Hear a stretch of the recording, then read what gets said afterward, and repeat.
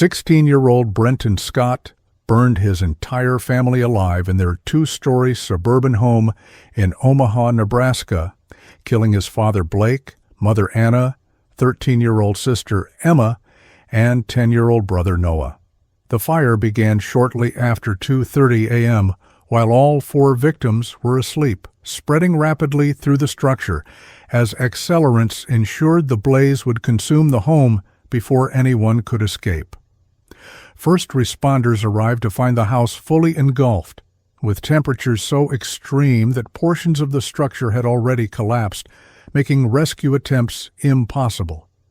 A neighbor would later tell police that they had spotted Brenton standing across the street, watching the inferno with what they described as an eerie calmness before disappearing into the night.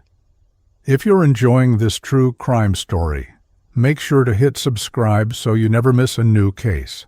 Let us know in the comments where you're watching from and what time it is as we dive deeper into what drove this teenage boy to commit such a horrific act against his own family. The Scott home was located in a quiet, tree-lined neighborhood where violent crime was virtually unheard of, making the deliberate nature of the fire all the more shocking to the tight-knit community.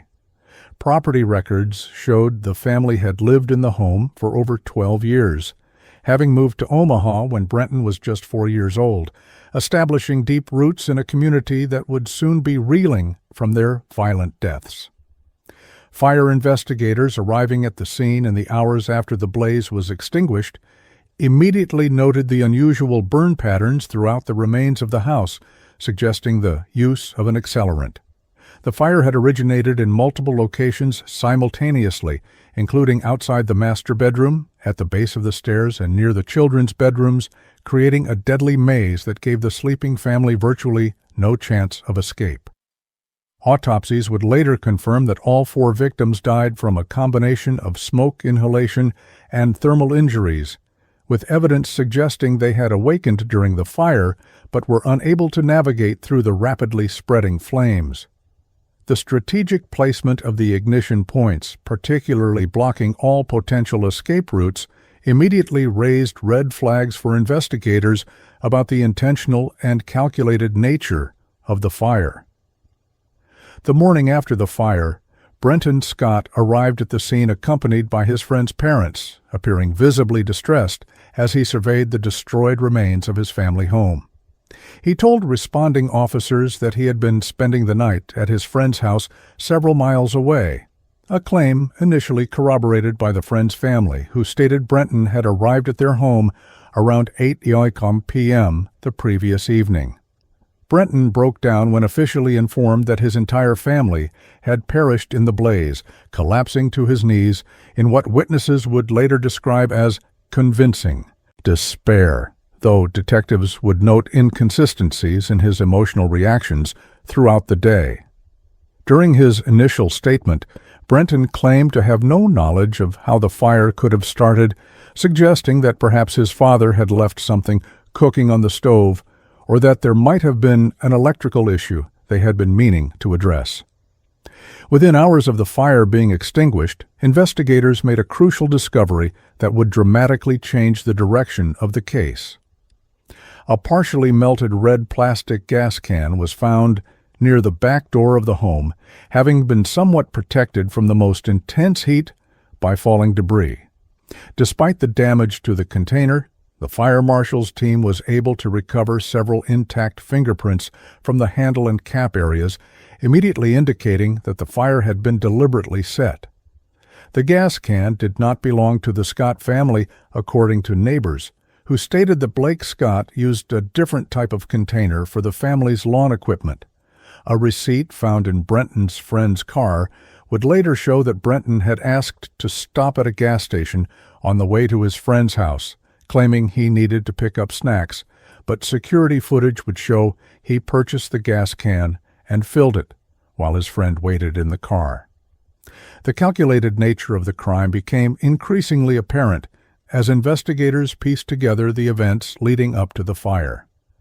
Brenton had methodically prepared for the arson, selecting a night when he had a plausible alibi and ensuring his absence from the home would not raise suspicion. Security footage from a nearby convenience store would later show Brenton purchasing matches and lighter fluid earlier that day, items that were not found among his possessions at his friend's house. Investigators determined that Brenton must have left his friend's house in the middle of the night, using a bicycle later found hidden in bushes a quarter-mile from the crime scene, then returned before anyone noticed his absence. The precision with which the accelerant was distributed throughout the home, focusing on exits and hallways, demonstrated a disturbing level of premeditation and knowledge of how to maximize the deadly efficiency of the fire. Omaha Fire Department Captain James Cooper, a 22-year veteran and lead fire investigator, would later testify that the Scott House fire was among the most deliberately set he had encountered in his career. The person who set this fire wanted to ensure there would be no survivors, Captain Cooper stated in his preliminary report, noting the careful placement of accelerant trails leading from each bedroom to central ignition points.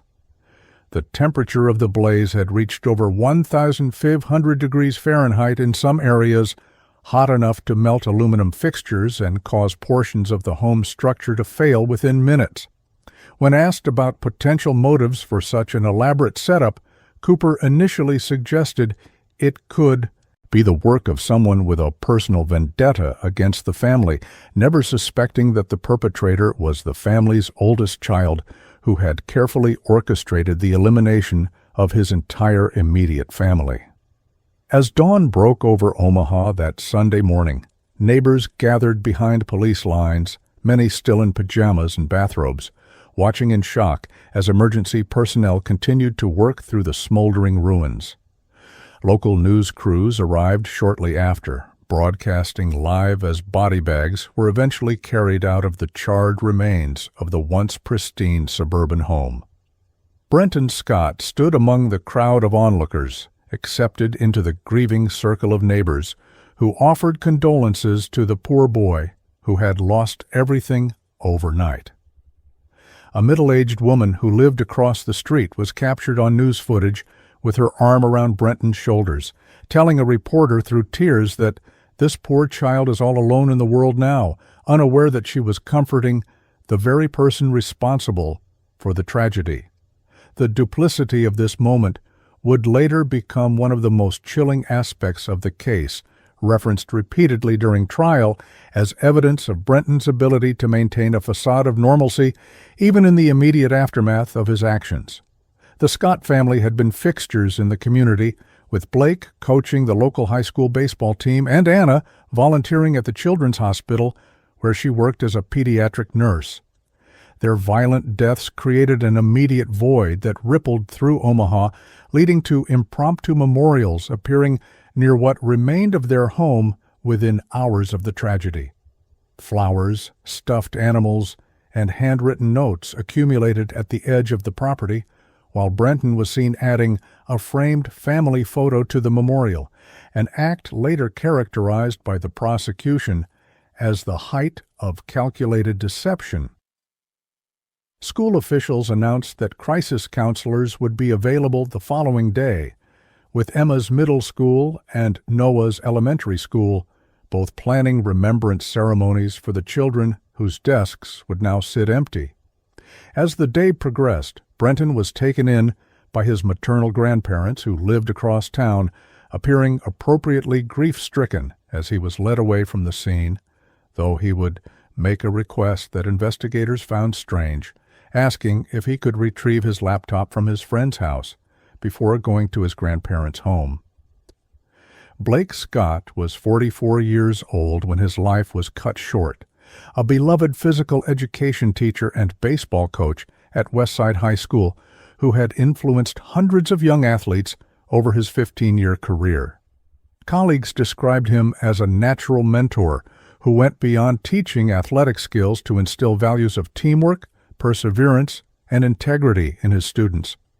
His coaching philosophy emphasized character development over winning, with former players recalling how he would bench star athletes who showed poor sportsmanship regardless of how it might affect the game's outcome.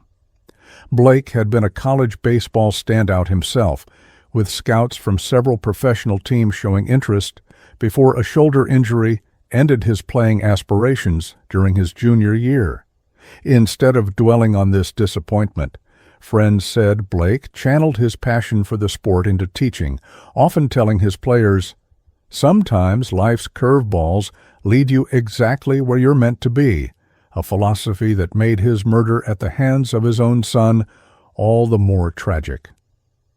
Anna Scott, 42, had worked as a pediatric oncology nurse at Omaha Children's Hospital for over a decade, known for her exceptional compassion with both young patients and their worried families.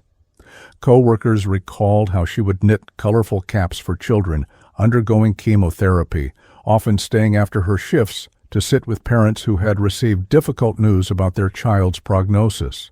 Her supervisor described Anna as the heart of our ward, noting that she had a special gift for making terrified children laugh, even during painful procedures. Anna had met Blake during college, where she had been studying nursing while he pursued his teaching degree, with friends from that time describing their relationship as meant to be from the start. Despite the emotional toll of her work with seriously ill children, Anna was known for her optimism and warm presence at home, volunteering as a Girl Scout leader for her daughter Emma's troop and organizing neighborhood block parties that brought the community together. 13-year-old Emma Scott had inherited her mother's empathy and her father's athletic abilities, excelling both academically and in middle school soccer, where she played as a goalkeeper. Her teachers described her as thoughtful and mature beyond her years, with one noting that Emma often looked out for students who were left out or bullied. A collection of her journals recovered from her grandparents' home, where she had stored them, revealed a perceptive young girl who wrote poetry about nature and sketched detailed drawings of animals, expressing hopes of becoming either a veterinarian or an environmental scientist. Emma's best friend would later share with investigators that Emma had confided concerns about her older brother Brenton in the weeks before her death, mentioning that he's been super weird lately, getting really mad over nothing and then pretending everything's fine. The friend admitted she hadn't thought much about these comments until after the fire, a revelation that would become significant as investigators pieced together the family dynamics leading up to the tragedy. 10-year-old Noah Scott was described by his elementary school teachers as energetic, creative, and unfailingly kind, the type of child who would invite the new student to join his lunch table or share his toys without being prompted. His bedroom, largely destroyed in the fire, but partially documented in family photos, had been filled with Lego constructions, science experiment kits, and shelves of books about dinosaurs and space exploration. Noah had recently won his school's science fair with a project on renewable energy, building a working model of a solar-powered water filtration system that impressed the judges with its ingenuity. His baseball coach, who had worked closely with Blake Scott, broke down during his police interview when describing how Noah always stayed after practice to help collect equipment, noting that little boy had his father's heart and work ethic. A partially completed Father's Day card was found in the debris of Noah's room, with the words, "To the best dad ever," still legible on the charred paper, a heartbreaking reminder that the fire had occurred just 1 week before Father's Day. The Scott family had been deeply integrated into their community, with their home often serving as a gathering place for neighborhood children and team celebrations.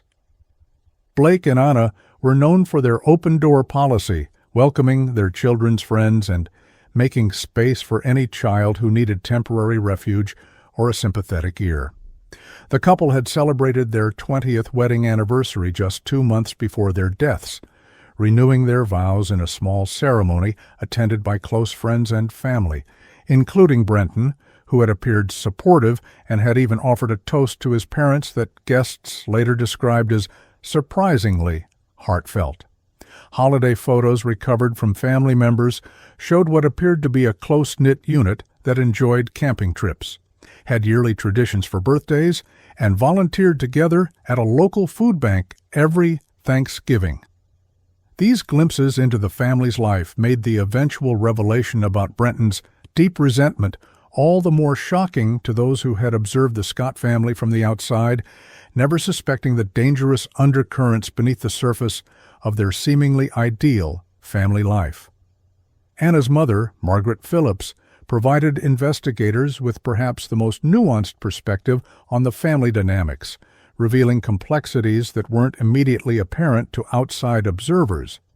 While she described Anna and Blake as devoted parents, she acknowledged that Brenton had always been a more challenging child than his siblings, requiring additional patience and different parenting approaches.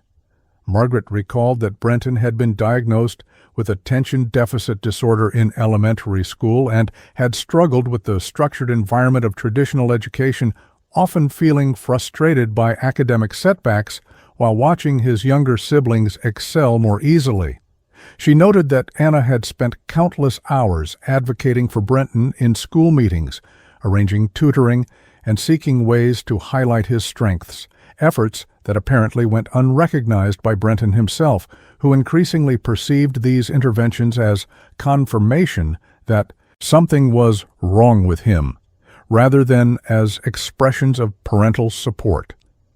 This growing sense of deficiency compared to his siblings, Margaret suggested, might have contributed to the resentment that eventually manifested in violence, though she emphasized through tears that nothing could have prepared us for this. Nothing Anna and Blake did deserved this response.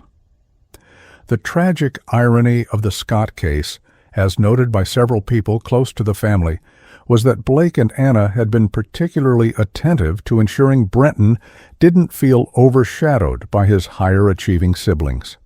Family videos recovered from cloud storage showed numerous instances of the parents highlighting Brenton's contributions and achievements, with Blake often emphasizing his oldest son's creative thinking and problem-solving abilities. Anna had advocated for Brenton to participate in an alternative education program that better suited his learning style, resulting in a significant improvement in his grades and apparent happiness during his freshman year of high school. Brenton's paternal grandfather described how Blake had spent countless hours in the garage, with Brenton working on a restoration project for a vintage motorcycle, an activity specifically chosen to create one-on-one time with his eldest son. These efforts to connect with and support Brenton made his claim of feeling invisible within the family particularly baffling to those who had witnessed the parents' consistent attempts to nurture his self-esteem and celebrate his individuality.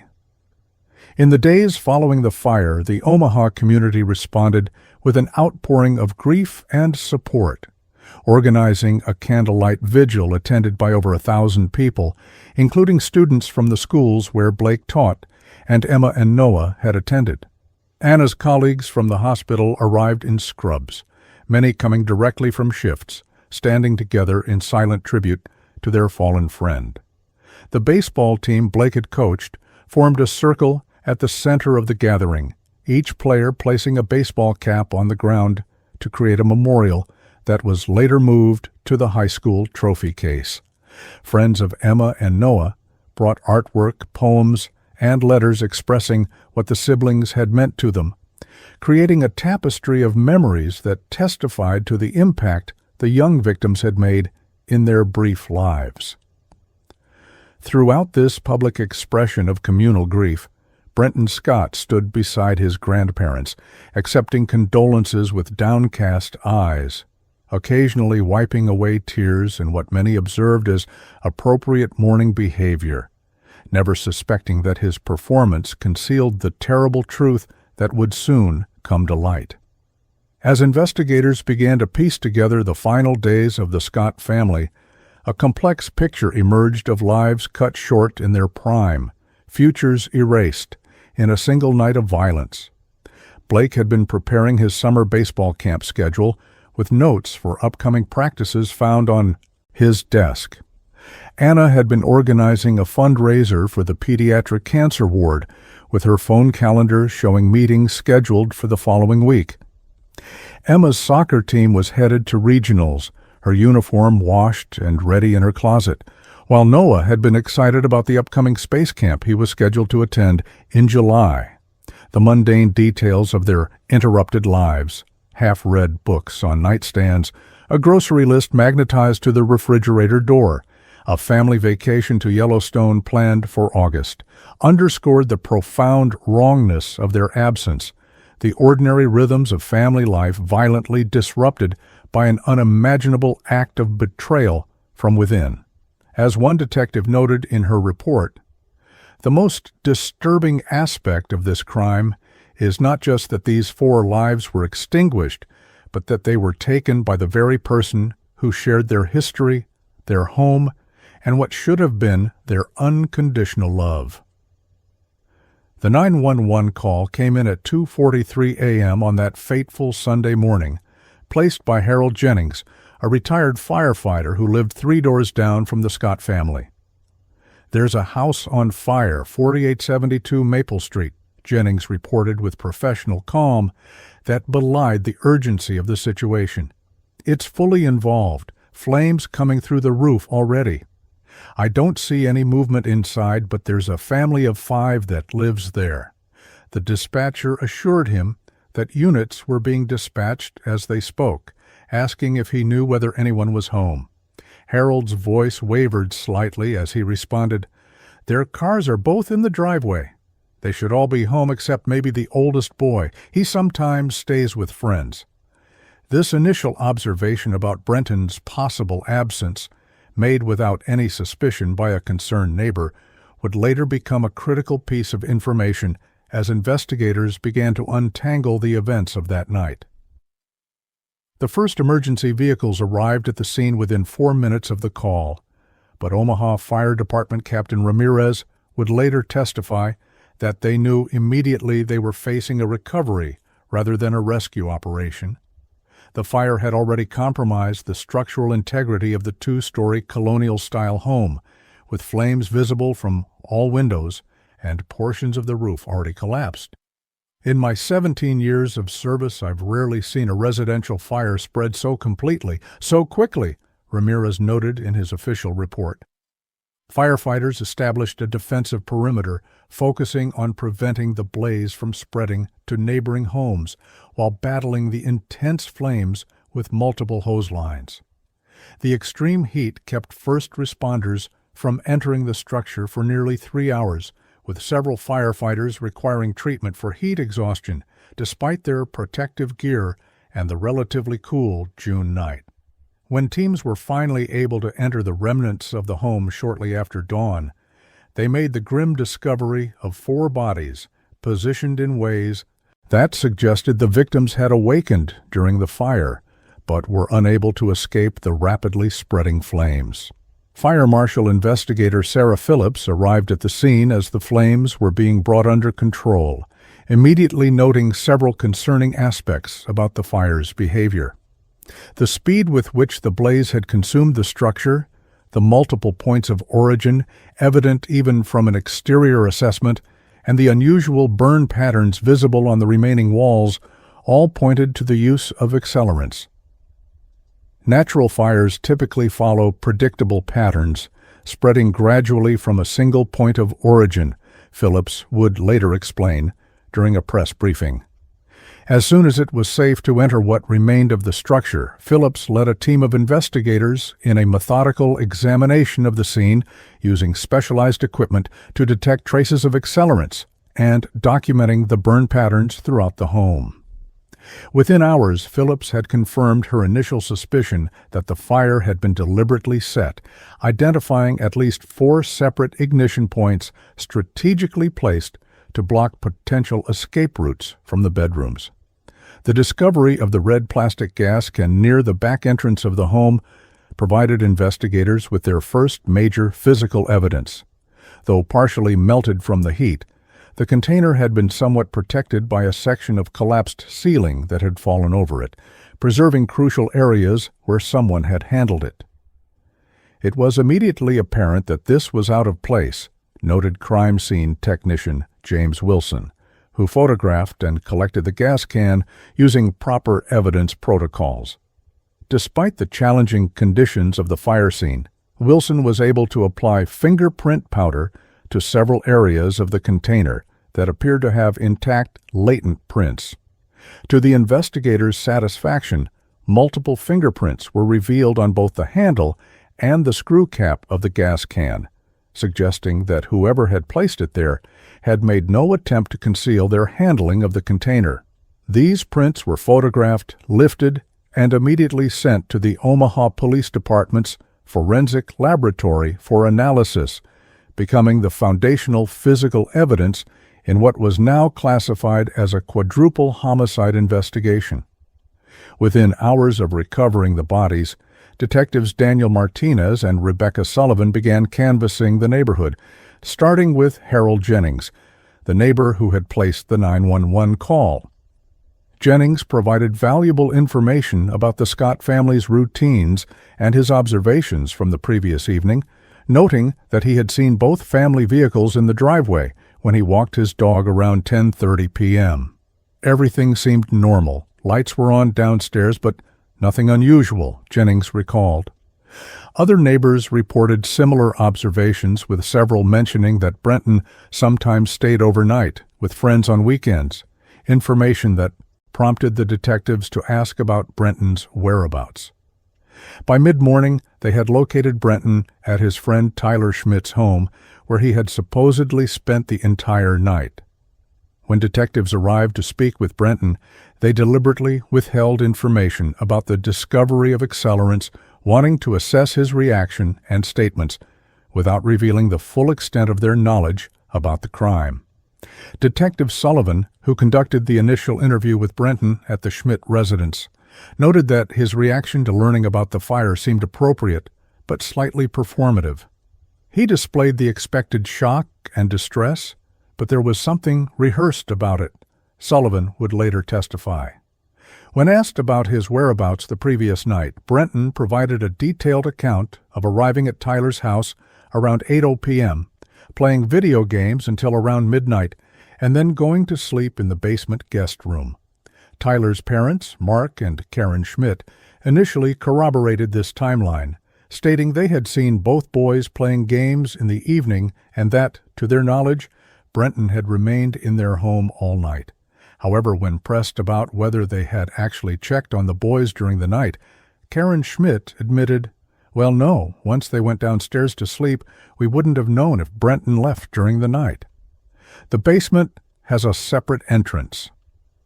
As Brenton was being interviewed, the second critical piece of evidence emerged at the fire scene: a partially burned smartphone recovered from what had been the family's kitchen.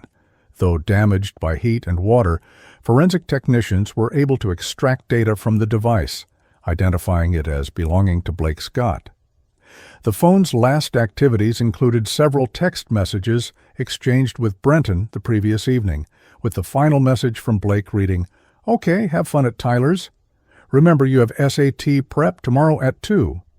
Most significantly, the phone contained photos taken just days before the fire, including several family pictures from a baseball game where Brenton appeared noticeably distant from the rest of the family, standing apart with what analysts would later describe as a cold, evaluating expression, while his parents proudly embraced Emma and Noah, who were wearing team jerseys.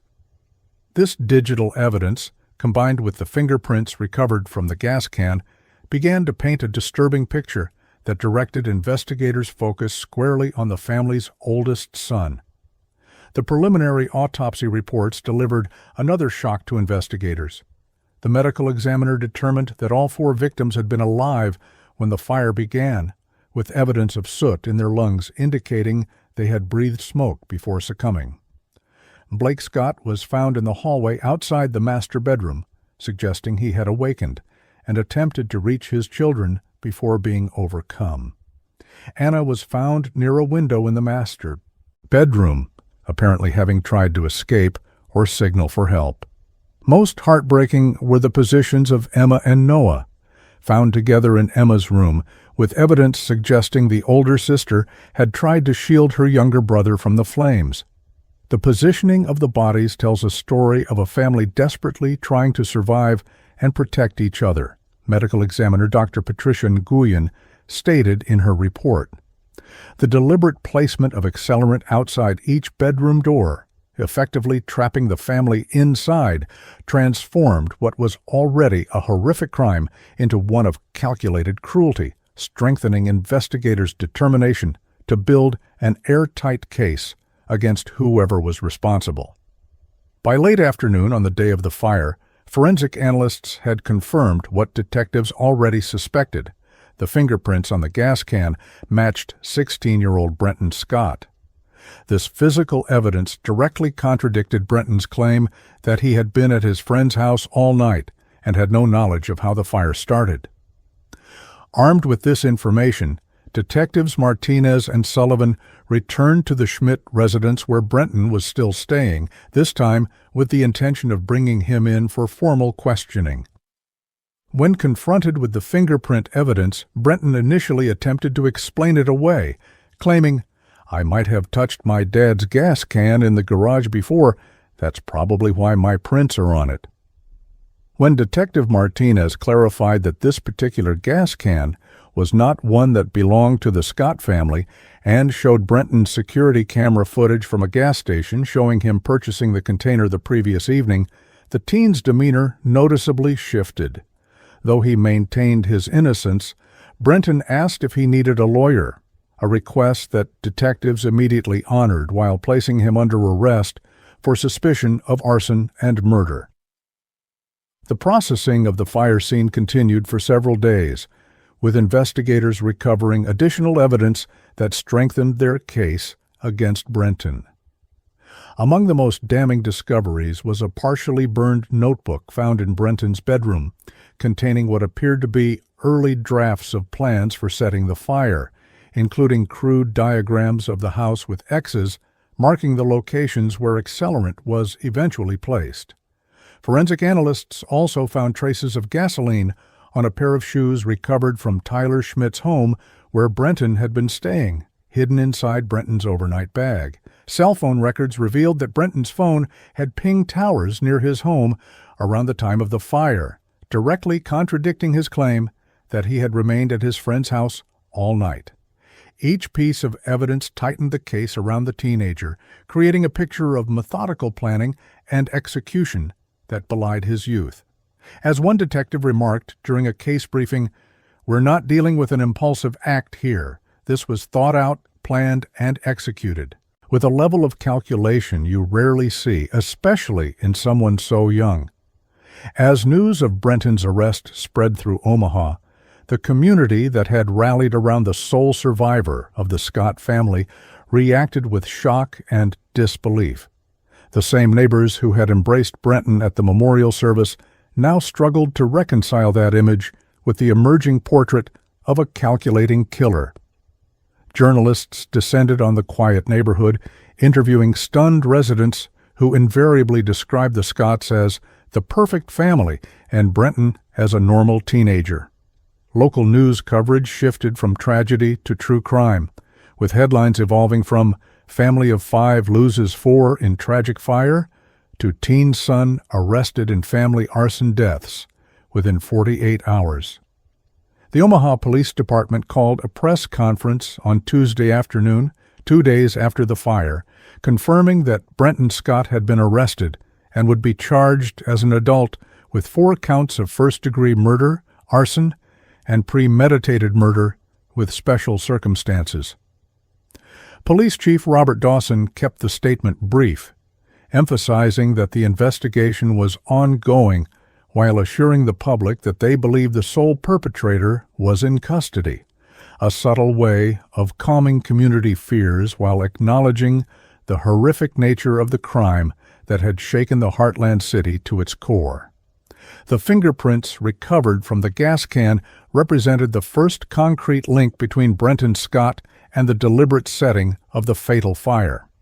Forensic analyst Teresa Winters, who processed the prints at the Omaha Police Department's lab, would later testify that the quality of the recovered prints was exceptional, providing 15 distinct points of comparison that created an undeniable match to Brenton's fingerprints on file from a school registration program. These weren't partial or smudged prints that might leave room for doubt, Winters explained during a preliminary hearing. Her analysis revealed that Brenton had gripped the handle of the gas can firmly with his right hand and had also twisted the cap with the same hand, leaving clear, identifiable impressions that placed the murder weapon directly in his possession. The location and orientation of the prints further suggested that Brenton had carried the can to the scene and personally dispensed its contents, contradicting any potential defense claim that he might have merely touched the container at some earlier, innocent time.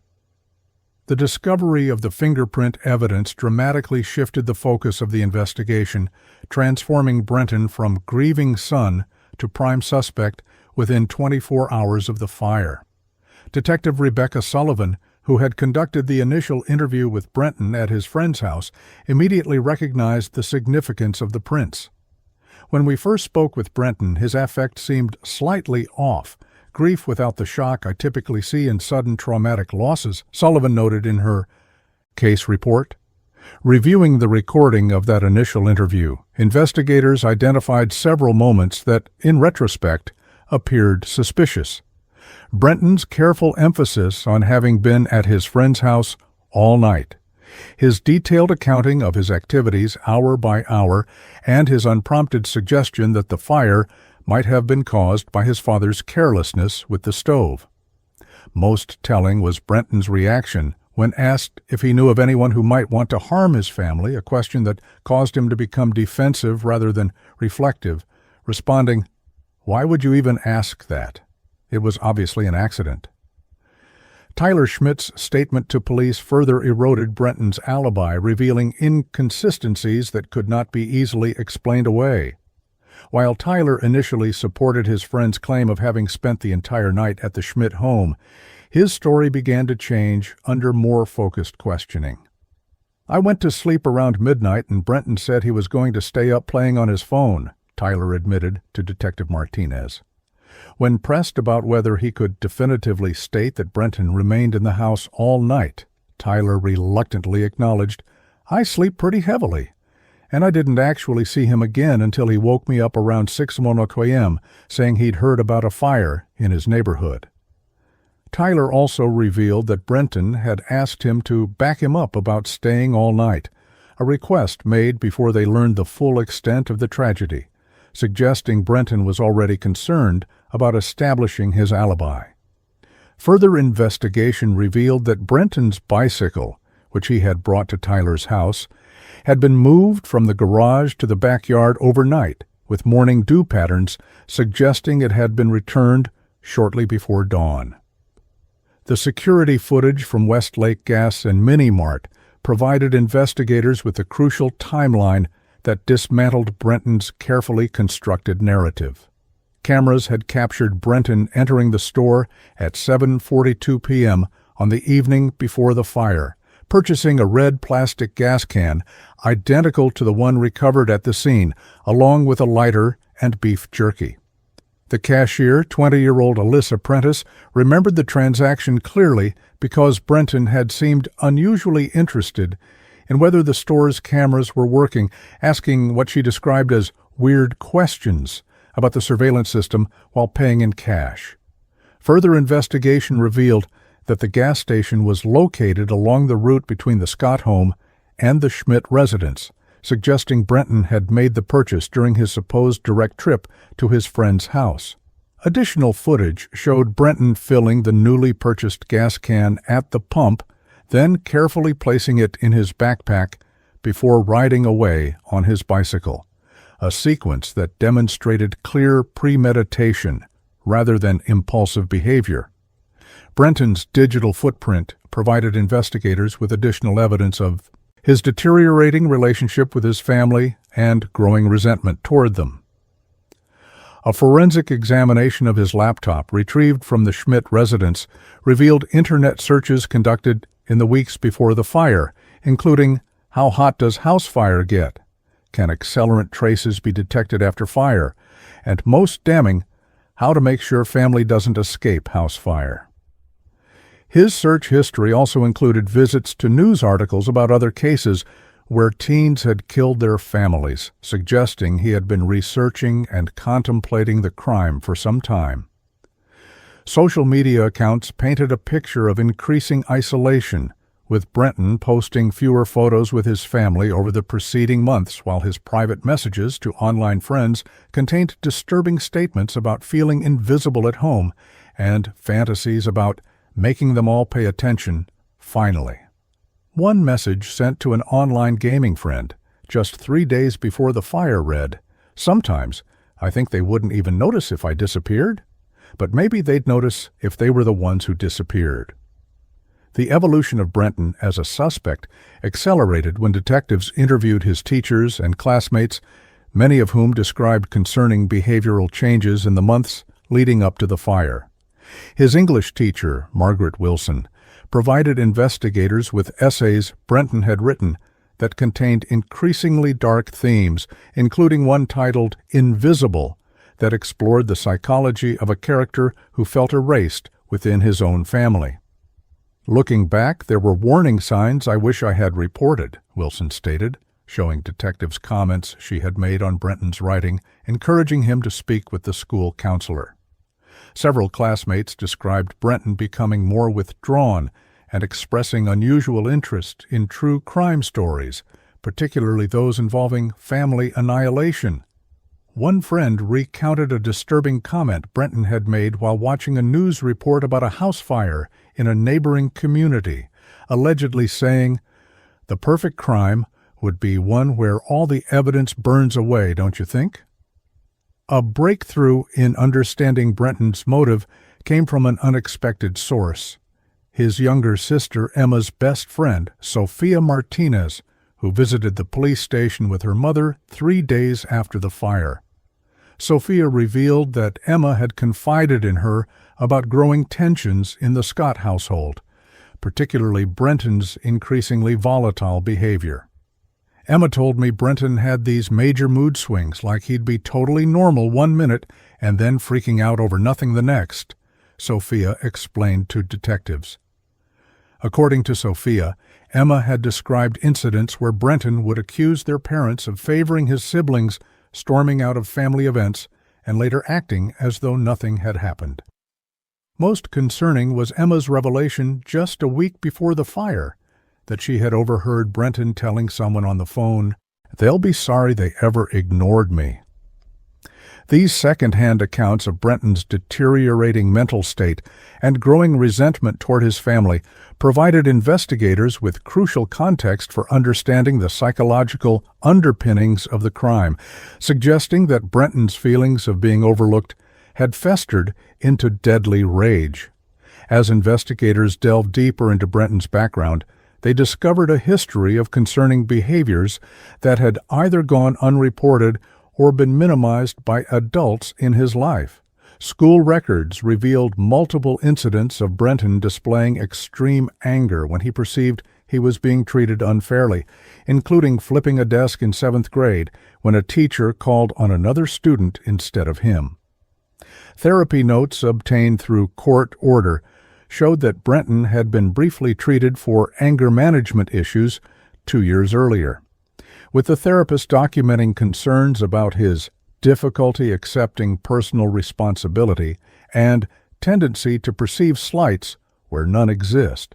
The therapy had been discontinued after just 5 sessions when Brenton convinced his parents he had developed better coping mechanisms, a decision that several mental health experts would later criticize as premature given the severity of the issues being addressed. Perhaps most revealing was an incident reported by a former babysitter who recalled then 12-year-old Brenton becoming enraged when his parents attended Noah's school play instead of his science fair, describing how he had systematically broken several of Noah's treasured toys before carefully rearranging them to appear intact, ensuring his brother would discover the damage only when attempting to play with them. The physical evidence continued to mount as forensic analysis of items recovered from the Schmidt home revealed traces of accelerant on clothing belonging to Brenton. A pair of athletic shoes hidden in the bottom of his overnight bag tested positive for gasoline residue, despite appearing to have been wiped down. The distinctive pattern of these shoes matched partial footprints found in residual accelerants at the scene, creating another direct link between Brenton and the crime. Additionally, investigators discovered a backpack hidden in bushes along the route between the Scott home and the Schmidt residence, containing gloves with Brenton's DNA inside them, and traces of accelerant on the exterior, suggesting he had used this as transport for the gas can. A search of Brenton's social media accounts revealed that he had been wearing these same shoes in photos posted days before the fire, but they were conspicuously absent from his feet when officers first encountered him at the Schmidt home, replaced by a different pair he claimed to always wear. Within 5 days of the fire, the case against Brenton Scott had solidified to the point where the district attorney's office made the decision to charge him as an adult, despite his age of 16. The charging documents filed with the Douglas County Court laid out 4 counts of first-degree murder, 1 count of arson, and special circumstances of multiple victims and lying in wait, charges that collectively could result in life imprisonment without possibility of parole. At a somber press conference announcing the charges, District Attorney Eleanor Richards addressed the question on everyone's mind. How could a teenager commit such a crime against his own family? While the evidence of guilt is overwhelming, the why behind this tragedy is something we're still working to fully understand, Richards stated. She emphasized that the decision to charge Brenton as an adult was based on the premeditated, calculated nature of these acts, describing the crime as showing a level of planning and intent that demonstrates adult-level comprehension of the consequences. The announcement sent shockwaves through the community, with local media coverage focusing on the apparent disconnect between Brenton's outward appearance as an ordinary teenager and the methodical killer described in the charging documents. Brenton Scott made his first court appearance on June 15, 2012, 5 days after the fire that claimed his family's lives. The teenager shuffled into the courtroom in an orange jumpsuit, hands and feet shackled, appearing much younger and more vulnerable than the calculated killer described in court documents. Local media noted his blank expression as the charges were read, with one reporter describing him as eerily calm, showing no visible emotion, even as the judge detailed the deaths of his parents and siblings. Court-appointed defense attorney Michael Richardson requested a psychiatric evaluation before entering any plea, telling the court, "We need to understand my client's mental state, both now and at the time of the alleged incident." Judge Patricia Hernandez granted the request and ordered Brenton held without bail at a juvenile detention facility while undergoing evaluation, though he would be tried in adult court. As Brenton was led from the courtroom, several observers noted something disturbing, what appeared to be a slight smile playing at the corners of his mouth, a chilling preview of the more overt expression that would later become infamous during his sentencing. The fingerprints on the gas can formed the cornerstone of the prosecution's physical evidence, providing an irrefutable link between Brenton and the instrument of his family's destruction. Forensic analyst Teresa Winters expanded her initial examination, documenting a total of 23 identifiable prints belonging to Brenton on various parts of the container, including the handle, cap, and base.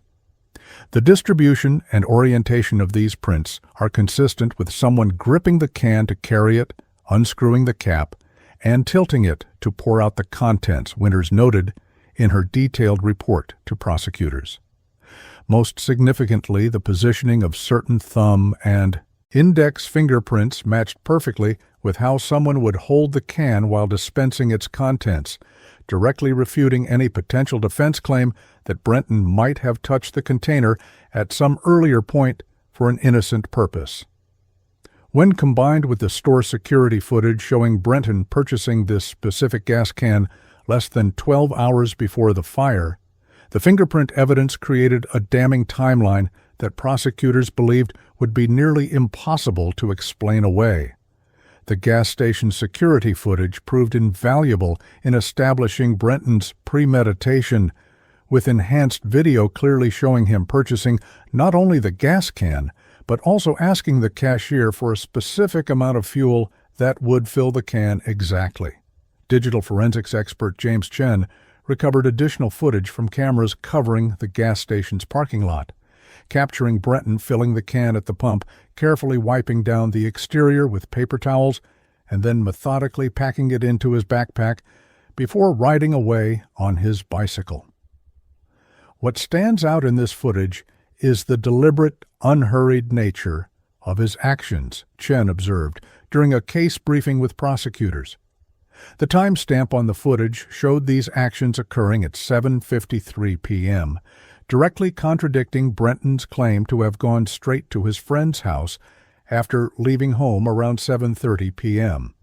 Further analysis of the store's electronic payment records confirmed that Brenton had paid cash for both the gas can and the fuel, an unusual choice for a teenager who, according to his parents' financial records, typically used a debit card linked to his allowance account, suggesting an intentional effort to avoid creating an electronic record of the purchase. The recovered remnants of Brenton's journal provided prosecutors with crucial insights into his mindset and the evolution of his plan. Fire investigators had located the partially burned notebook in the ruins of Brenton's bedroom, protected from complete destruction by falling debris. Document restoration specialists were able to recover approximately 60% of the content, including entries dating back 3 months before the fire that chronicled Brenton's growing resentment toward his family. One particularly disturbing entry from May 12, 2012 read, "They celebrated Emma's soccer award at dinner again tonight. Mom made her favorite meal. Dad kept saying how proud he was. Nobody even asked about my history project that was due today. I'm just a ghost in this house. Maybe they'll notice me when I'm gone. Or maybe they should be the ones who disappear."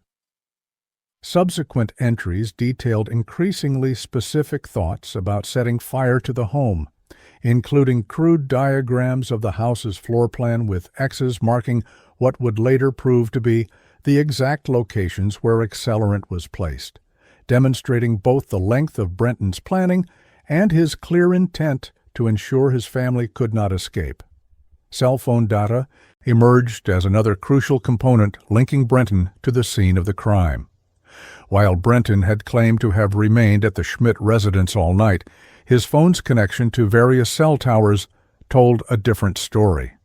Digital forensics analyst Sarah Johnson mapped the movement of Brenton's phone on the night of the fire, showing that while the device had indeed been at the Schmidt home until approximately 1:30 a.m., it had then connected to towers along a path leading to the Scott residence, placing it within 100 yards of the home between 2:15 a.m. and 2:55 a.m., precisely when the fire was set and first reported. The phone then traveled back along the same route, returning to the vicinity of the Schmidt home by 3:40 a.m. Cell phones connect to the nearest tower automatically, creating a digital breadcrumb trail that's extremely difficult to falsify, Johnson explained to prosecutors. Additional analysis of Brenton's phone revealed that he had switched the device to airplane mode during portions of this journey, apparently attempting to prevent tracking, but had failed to maintain this setting consistently, resulting in the damning tower connections that contradicted his alibi. Interviews with Brenton's classmates and teachers painted a picture of a young man increasingly consumed by feelings of invisibility and resentment. His English teacher, Margaret Wilson, provided investigators with a disturbing essay Brenton had written for a creative writing assignment just 3 weeks before the fire, titled The Invisible Son. The narrative featured a protagonist who felt overshadowed by his siblings and ignored by his parents, culminating in a fantasy sequence where the character made them all disappear and finally felt seen for the first time. Wilson had been concerned enough about the content to request a meeting with Brenton to discuss it, but he had dismissed the story as just fiction and had seemed so normal and articulate in their conversation that she had reluctantly set aside her concerns. Several of Brenton's classmates described him becoming increasingly withdrawn in the months leading up to the fire, with one former friend noting, "He stopped hanging out with us and started saying weird stuff about his family, like they wouldn't care if he vanished or died." Another classmate recalled Brenton making a disturbing comment during a psychology class discussion on family dynamics, allegedly stating, "Sometimes the only way to be heard is to do something they can't ignore." The prosecution's understanding of Brenton's motive deepened through interviews with extended family members who provided context for the family dynamics that Brenton had so fatally misinterpreted. His maternal grandmother, Margaret Phillips, tearfully described how Blake and Anna had actually devoted extraordinary attention to Brenton, often going to great lengths to support his interests and address his academic challenges. They were constantly advocating for him at school, hiring tutors, trying different approaches to help him succeed, Phillips stated. She recounted how Blake had specifically chosen to coach baseball rather than soccer, despite the latter being his preferred sport, because Brenton had shown interest in baseball as a younger child. Brenton's paternal uncle, Thomas Williams, similarly described numerous instances where he had observed Blake and Anna making special efforts to connect with their oldest son, including planning family activities around his preferences and celebrating his achievements, however minor. What makes this so incomprehensible is that they bent over backward for that boy, Thomas told investigators. If anything, the younger kids sometimes felt Brenton got special treatment, not the other way around. Forensic psychologist Dr. Elizabeth Foster, brought in to review the evidence and provide insight into Brenton's psychological state, identified what she termed a profound distortion in perception that had allowed Brenton to maintain his narrative of being ignored, despite substantial evidence to the contrary. What we're seeing here is not actual neglect, but rather a perception filter through which Brenton interpreted everyday family interactions as confirmation of his belief that he was less valued. Dr. Foster explained in her preliminary report to prosecutors. She pointed to multiple entries in Brenton's recovered journal where he had described neutral or even positive family interactions in darkly negative terms, such as interpreting his mother asking about his homework as checking because she expects me to fail, rather than showing interest in his education. Most telling was Brenton's consistent misinterpretation of his parents' efforts to help him, as evidence they thought something was wrong with him, rather than as expressions of support and care. This distorted perception created a self-reinforcing cycle, Dr. Foster noted. The more his parents tried to connect with him, the more he perceived these efforts as confirmation of his outsider status, feeding his resentment until it reached a breaking point. The physical evidence continued to mount as forensic analysis of fire debris revealed the methodical nature of the arson. Fire investigators determined that an accelerant, confirmed to be the same type of gasoline sold at the Westlake Gas and Mini Mart, had been poured in strategic locations throughout the home. Across the threshold of the master bedroom door, at the top of the main staircase, outside both Emma's and Noah's bedroom doors, and along the hallway connecting these spaces. The pattern of accelerant distribution demonstrates knowledge of the home's layout and a deliberate intent to block escape routes, stated Fire Marshal Investigator Sarah Phillips in her comprehensive report.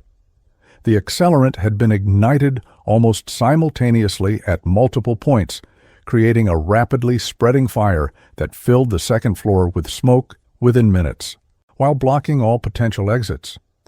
Phillips's analysis indicated that whoever set the fire had specific knowledge not just of the home's floor plan, but also of the family's sleeping arrangements and habits. Knowledge that only someone intimately familiar with the household would possess, further strengthening the case against Brenton as the only person with both motive and opportunity. Computer forensic analysis uncovered perhaps the most chilling evidence of premeditation in Brenton's online activities. His laptop, recovered from the Schmidt residence, contained a browser history that had been partially deleted but was restored by digital specialists, revealing extensive research on house fires, arson investigation techniques, and methods for ensuring victims could not escape. Searches conducted in the weeks before the fire included queries such as, how fast does fire spread in a house? What temperature destroys DNA evidence? And can people survive jumping from second story? Brenton had also visited numerous news articles about family annihilation cases and watched video documentaries about infamous arsonists, suggesting a prolonged period of contemplation and research. Most disturbing were the notes found in a password-protected file titled simply Plan, which contained a detailed timeline for the night of June 9 to 10, including specifics about when the Schmidt family typically went to sleep, the best time to leave their house undetected, and calculations about how long it would take to bicycle between the locations. The document ended with a chillingly detached notation: return before 5:30 a.m. Act shocked when news comes. As prosecutors assembled their case against Brenton Scott, they recognized the challenges inherent in trying a teenager for such a calculated, horrific crime. District Attorney Eleanor Richards convened a special assessment team including senior prosecutors, forensic psychologists, and juvenile justice specialists to evaluate whether Brenton should be tried as an adult, despite being 16 years old. The evaluation considered not only the severity of the crime, but also evidence of premeditation, Brenton's understanding of the consequences of his actions, previous behavioral issues, and the sophistication of his attempts to cover his tracks. What we found in each category was a level of adult-like calculation that is exceedingly rare in juvenile offenders, noted senior prosecutor James Martinez. The assessment team unanimously recommended proceeding with adult charges based on the extensive evidence of planning, Brenton's clear comprehension of the fatal consequences of his actions, and his methodical efforts to establish an alibi and destroy evidence. The report concluded, the level of premeditation exhibited in this case demonstrates a maturity of purpose and understanding that transcends typical juvenile decision-making, regardless of the defendant's chronological age. By late June 2012, just 3 weeks after the fire, the prosecution had assembled what they considered an overwhelming case against Brenton Scott. The physical evidence, fingerprints on the gas can, cell phone data placing him at the scene, accelerant residue on his clothing, security footage of his purchases, and the recovered journal entries created a comprehensive timeline of premeditation, execution, and attempted cover-up. The psychological evidence, including his internet search history, writings, and witness statements about his deteriorating relationship with his family, established a clear motive rooted in distorted perceptions and festering resentment. As the case moved toward trial, prosecutors felt confident in their ability to prove beyond reasonable doubt that Brenton had methodically planned and executed the murder of his entire family out of a twisted desire to punish them for perceived slights and neglect. What remained incomprehensible to many working on the case, however, was how a teenage boy could develop such deadly hatred toward the people who, by all objective evidence, had loved and supported him throughout his life. As one detective noted in a case summary, We've established how and when this happened beyond any doubt. The why remains disturbingly elusive, residing somewhere in the mind of a young man who watched his family burn and somehow felt justified in causing their deaths. Brenton Scott's formal arrest occurred on the morning of June 11, 2012, less than 36 hours after the fire that claimed his family's lives. Detectives Rebecca Sullivan and Daniel Martinez arrived at the Schmidt residence where Brenton had been staying, armed with an arrest warrant and the damning fingerprint evidence that placed him directly at the scene of the crime. When we told him we needed him to come to the station for additional questions, his first response was to ask if he was a suspect, Detective Sullivan later recalled in her testimony. His demeanor changed noticeably when Martinez informed him that fingerprints matching his had been found on the gas can at the scene, with Sullivan noting that his face went completely blank, like a mask dropping into place. Brenton was read his Miranda rights in the presence of the Schmidt family, who appeared shocked and confused by the unfolding events. As he was escorted to the police vehicle, Brenton maintained a disturbing composure, asking in an even tone if he needed to bring anything with him and whether he could speak with his grandparents, showing none of the panic or protest that typically accompanied the arrest of an innocent person. The initial interrogation began at 11:17 a.m. in Interview Room B of the Omaha Police Headquarters, recorded on video that would later be played in court. Brenton sat across from Detectives Sullivan and Martinez, his posture relaxed despite the gravity of the situation, occasionally glancing at the recording equipment with what appeared to be curiosity rather than concern. The key detectives started with basic questions about Brenton's relationship with his family, allowing him to present his version of family dynamics before confronting him with the evidence. Brenton described his parents as fine and his siblings as annoying sometimes, but normal, presenting a picture of conventional family life with minor tensions. When asked about recent conflicts or significant arguments, Brenton shrugged and mentioned only trivial disagreements about curfew and cell phone usage, maintaining that everything was pretty much normal in the days leading up to the fire, a characterization that would be contradicted by his own journal entries and statements from family friends who had observed growing tensions. The tenor of the interrogation shifted dramatically when Detective Martinez placed photographs of the recovered gas can on the table, along with images showing the fingerprint matches to Brenton's prints on file from a school registration program. "We know you purchased this gas can at Westlake Mini-Mart on the evening of June 9th, Martinez stated firmly, sliding forward a still image from the security footage. Brenton stared at the photos silently for several moments before responding with his first attempt at explanation. "I might have touched a gas can at some point, but that doesn't mean anything." When confronted with the security footage showing him specifically purchasing this container hours before the fire, Brenton's strategy shifted to minimization. "Okay, I bought a gas can, but it was for my friend's dad. Tyler's dad needed gas for their lawnmower," he claimed, a story immediately contradicted by statements from the Schmidt family who had already confirmed they owned no gas-powered equipment, living in an apartment with maintenance services.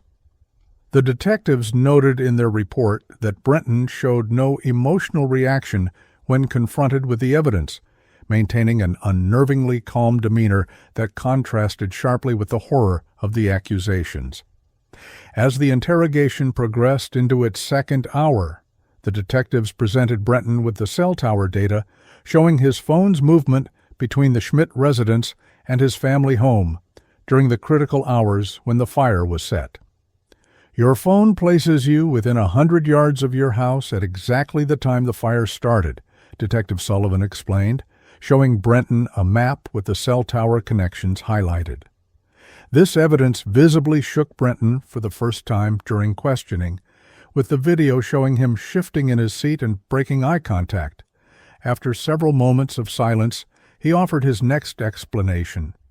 "I went back to get something I forgot, but the house was already on fire when I got there, so I panicked and went back to Tyler's. This new narrative represented a significant departure from his previous insistence that he had remained at his friend's house all night, raising immediate questions about why he hadn't reported the fire himself if he had indeed witnessed it. When pressed on this inconsistency, Brenton claimed he had been too scared to call 911, fearing he would be blamed simply for being near the scene, an explanation that detectives noted in their report defied logical human behavior, given that his entire family was supposedly trapped inside the burning home. The psychological turning point in the interrogation came when Detective Martinez placed photographs of the Scott family on the table, candid shots of Blake, Anna, Emma, and Noah at a recent baseball game, smiling together just weeks before their deaths. "These are the people who died in the fire, Brenton," Martinez said quietly, watching the teenager's reaction carefully. The video shows Brenton glancing at the photos briefly before looking away, his face remaining impassive, where most individuals confronted with images of deceased loved ones would show grief or distress. When asked directly what he felt looking at the pictures, Brenton responded with a detached, "It's sad what happened to them," using language that created distance between himself and his family, referring to them as them rather than my family, or using their names. This emotional disconnect, noted prominently in the detective's report, provided a window into Brenton's psychological state that psychological experts would later identify as consistent with the dissociation often seen in perpetrators of family annihilation, a defense mechanism that allows them to compartmentalize their actions and avoid confronting the full human reality of their victims. After nearly 3 hours of interrogation and faced with mounting physical evidence contradicting each of his explanations, Brenton Scott requested an attorney, temporarily halting questioning. He was placed in a holding cell while arrangements were made for legal representation through the Public Defender's Office. During this waiting period, Officer Jason Ramirez, who was monitoring Brenton, noted behavior that would later be included in court testimony. Brenton appeared to be rehearsing facial expressions in the reflective surface of the cell wall, cycling through what Ramirez described as practiced versions of sadness, confusion, and distress, before returning to a neutral expression. When attorney Michael Richardson arrived and spoke privately with Brenton, the interrogation resumed with Richardson present, but the dynamic had shifted significantly. Under legal advice, Brenton now declined to answer most questions, though in a moment that prosecutors would later highlight when Detective Sullivan directly asked, "Did you set the fire that killed your family, Brenton?"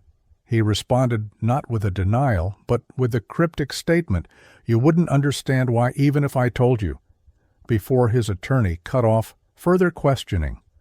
The final phase of the interrogation focused on the recovery of additional evidence from the Schmidt residence, where officers executing a search warrant had discovered Brenton's backpack containing clothing with traces of accelerant and the partially burned shoes that matched footprints found at the scene. When presented with photographs of these items, Brenton whispered briefly with his attorney before offering a prepared statement. "I want to clarify my earlier comments.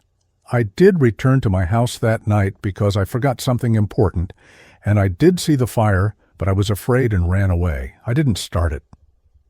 This limited admission represented a strategic retreat from his earlier absolute denial, acknowledging the physical evidence placing him at the scene while still maintaining his innocence regarding the actual arson.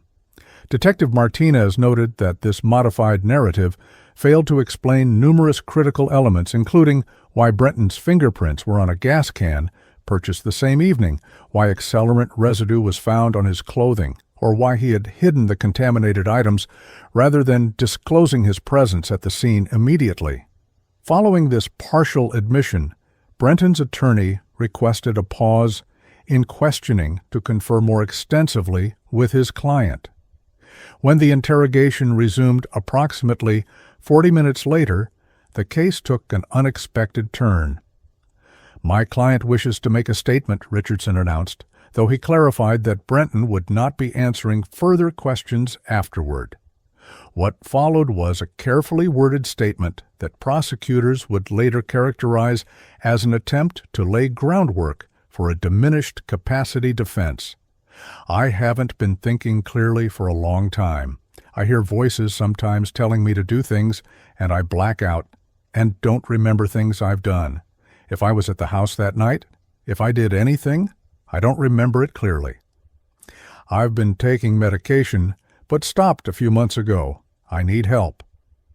This apparent claim of mental illness contradicted numerous pieces of evidence, including the methodical planning documented in Brenton's journal and online searches, as well as statements from teachers, friends, and family members who had observed no signs of psychosis or severe mental illness prior to his arrest. The strategic timing of this claim, coming only after significant evidence had been presented, raised immediate skepticism among investigators. Brenton Scott was formally charged on June 13, 2012, with 4 counts of first-degree murder, 1 count of arson, and special circumstances of multiple victims and lying in wait. At his arraignment, Brenton appeared in court wearing an orange detention center jumpsuit, his hands and feet shackled, looking younger than his 16 years, but maintaining the unsettling composure that had characterized his behavior since arrest. Judge Patricia Hernandez ordered him held without bail and granted the defense motion for a comprehensive psychiatric evaluation to assess both competency to stand trial and mental state at the time of the ICE offense.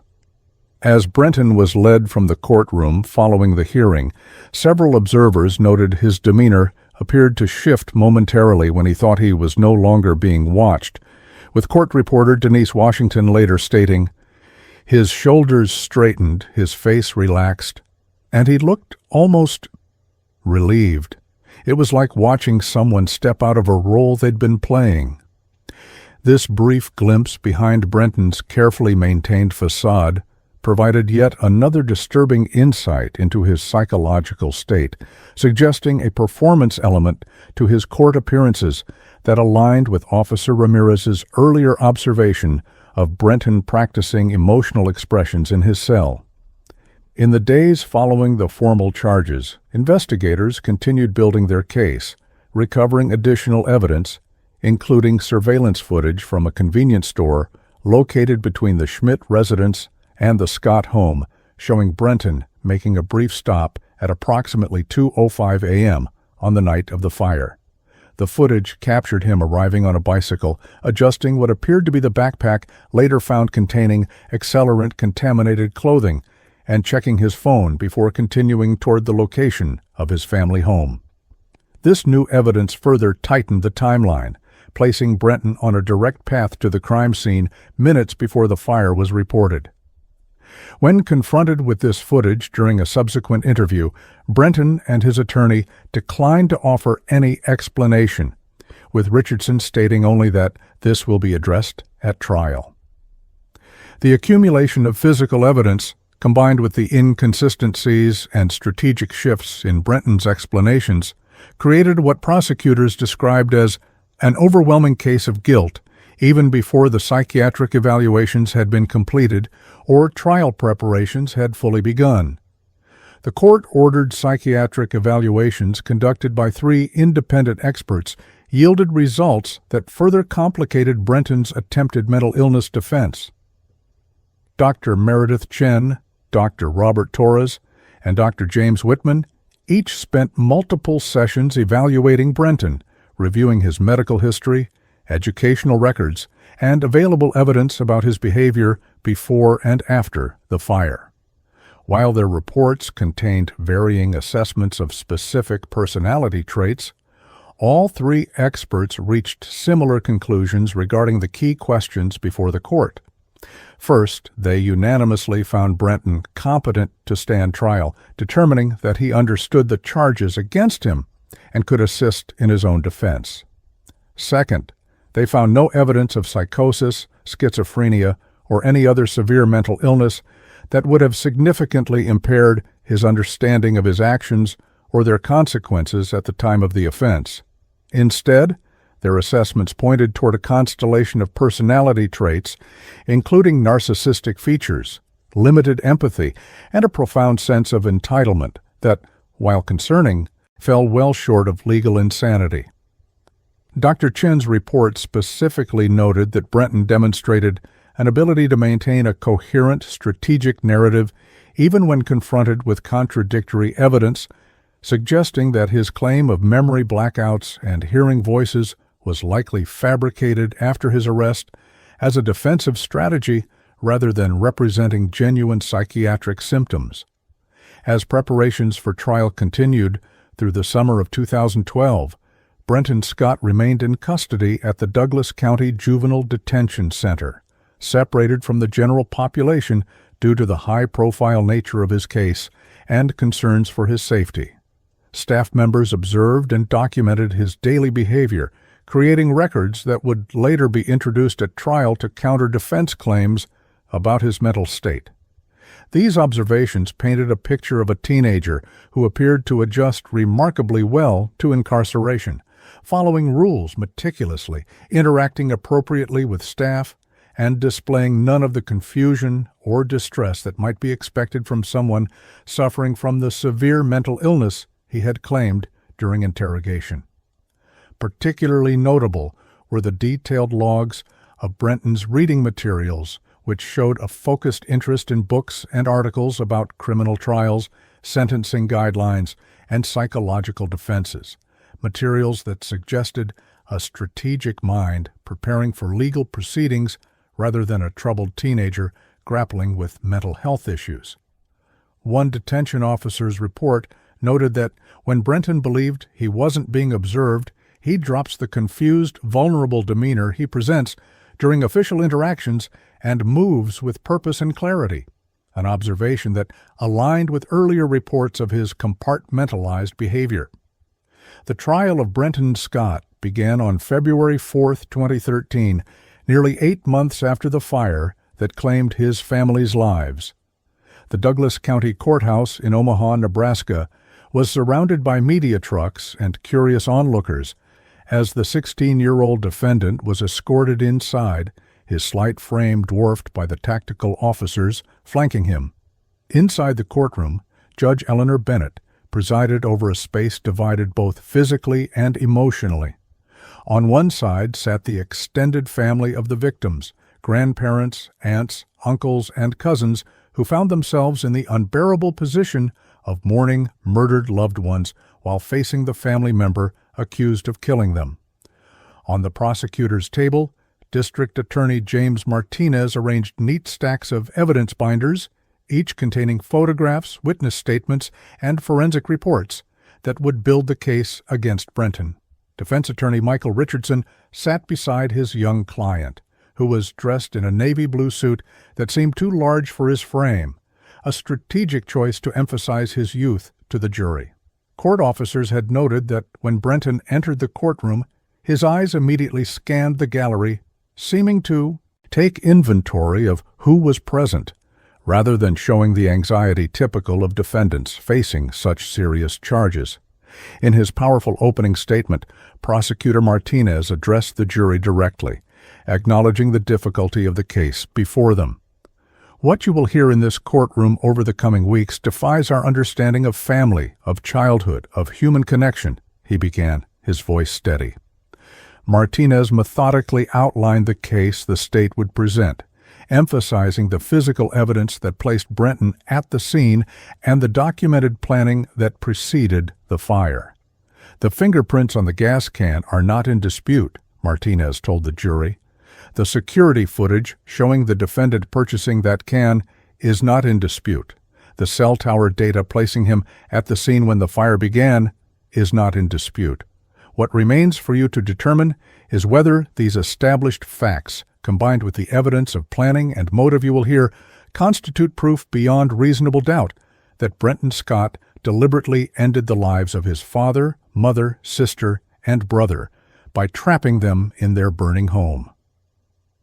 Martinez then directed the jury's attention to the foundational clue in the case, the gas can recovered from the scene with Brenton's fingerprints, which sat on the evidence table, sealed in clear plastic, its red plastic surface partially melted but still clearly recognizable as the instrument of death.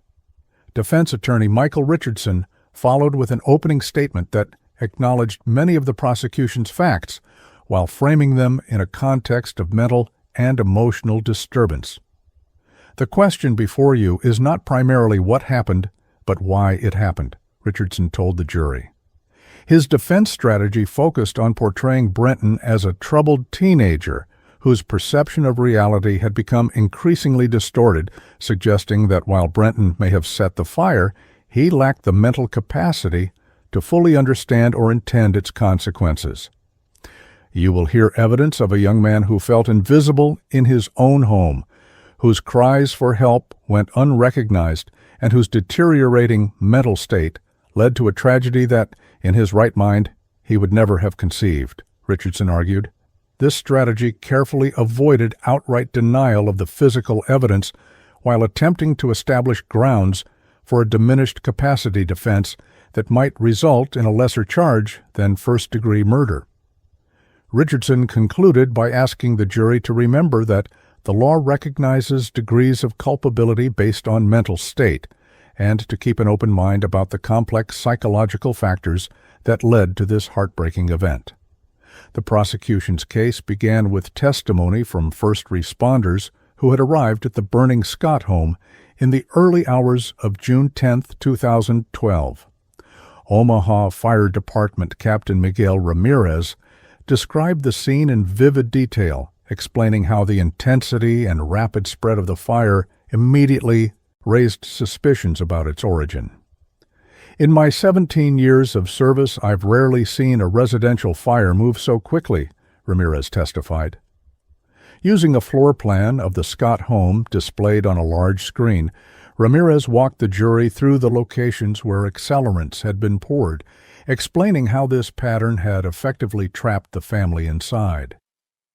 The accelerant was placed in a way that created a wall of fire between the bedrooms and any possible exit, he explained, his professional demeanor briefly cracking as he described the recovery of the victims' bodies. The jury sat in stunned silence as Ramirez described finding 10-year-old Noah Scott and his sister Emma together, the evidence suggesting Emma had tried to shield her younger brother from the flames, an image that brought several jurors to tears and caused Brenton's grandmother to leave the courtroom, unable to bear the testimony. Forensic analyst Teresa Winters provided the scientific foundation for the case, meticulously explaining how the fingerprints recovered from the gas can were matched to Brenton Scott. Using enlarged photographs and digital overlays, Winters demonstrated the 23 points of comparison that created an irrefutable identification. The statistical probability of these prints belonging to anyone other than the defendant is less than 1 in several billion, Winters testified. To ensure the jury understood the significance of the placement of these prints, Winters used a similar gas can to demonstrate how the pattern of fingerprints indicated someone gripping the handle, unscrewing the cap, and tilting the container to pour its contents. These prints tell a story of use, not merely of contact, she explained. When cross-examined by Richardson about whether the prints could have been left at some earlier time, Winters pointed out that security footage showed Brenton purchasing this specific gas can just hours before the fire, and that the distribution of prints matched exactly the actions necessary to dispense its contents, creating what she termed a continuous chain of evidence from purchase to use. Digital forensics expert James Chen testified about the electronic trail that contradicted Brenton's alibi, presenting cell tower data that traced the movement of Brenton's phone from the Schmidt residence to the vicinity of the Scott home during the critical time period when the fire was set. Cell phones connect automatically to the nearest tower, Chen explained to the jury, using maps and visualizations to illustrate how Brenton's phone had created a digital breadcrumb trail on the night of the murders.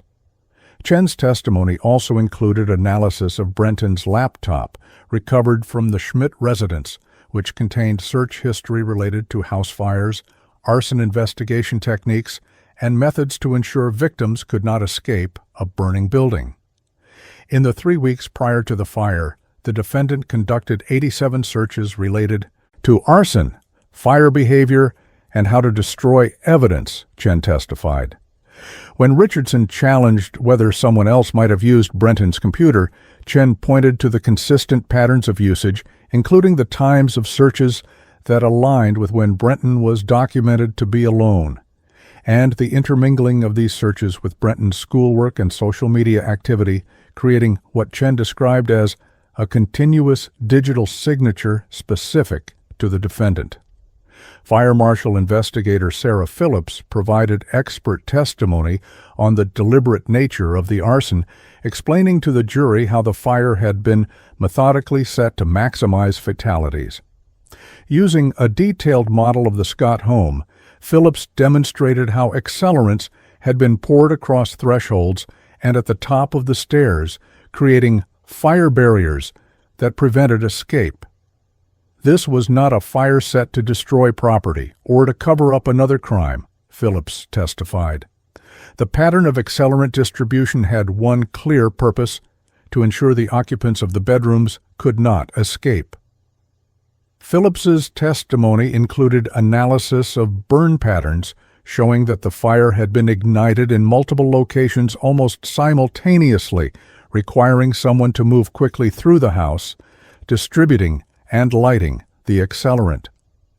Under cross-examination, Phillips stood firm on her conclusion that the fire had been set with knowledge of the home's layout and the family's sleeping arrangements, directly countering the defense suggestion that Brenton might have acted impulsively or without understanding the consequences of his actions. Nothing about this fire was impulsive or unplanned, Phillips stated emphatically. Every aspect of its ignition and spread demonstrates deliberate intent to cause fatal harm. The prosecution's presentation of physical evidence continued with testimony from crime scene technician James Wilson, who had processed Brenton's clothing recovered from the Schmidt residence. Wilson detailed how accelerant residue matching the gasoline used in the fire had been found on shoes hidden in the bottom of Brenton's overnight bag, despite apparent attempts to clean them. We recovered trace amounts of accelerant that had soaked into the fabric around the shoelaces, areas difficult to clean completely, Wilson explained, showing the jury photographs of the shoes alongside footprint impressions made in residual accelerant at the scene. The patterns matched precisely, placing Brenton directly at the locations where the fire had been set.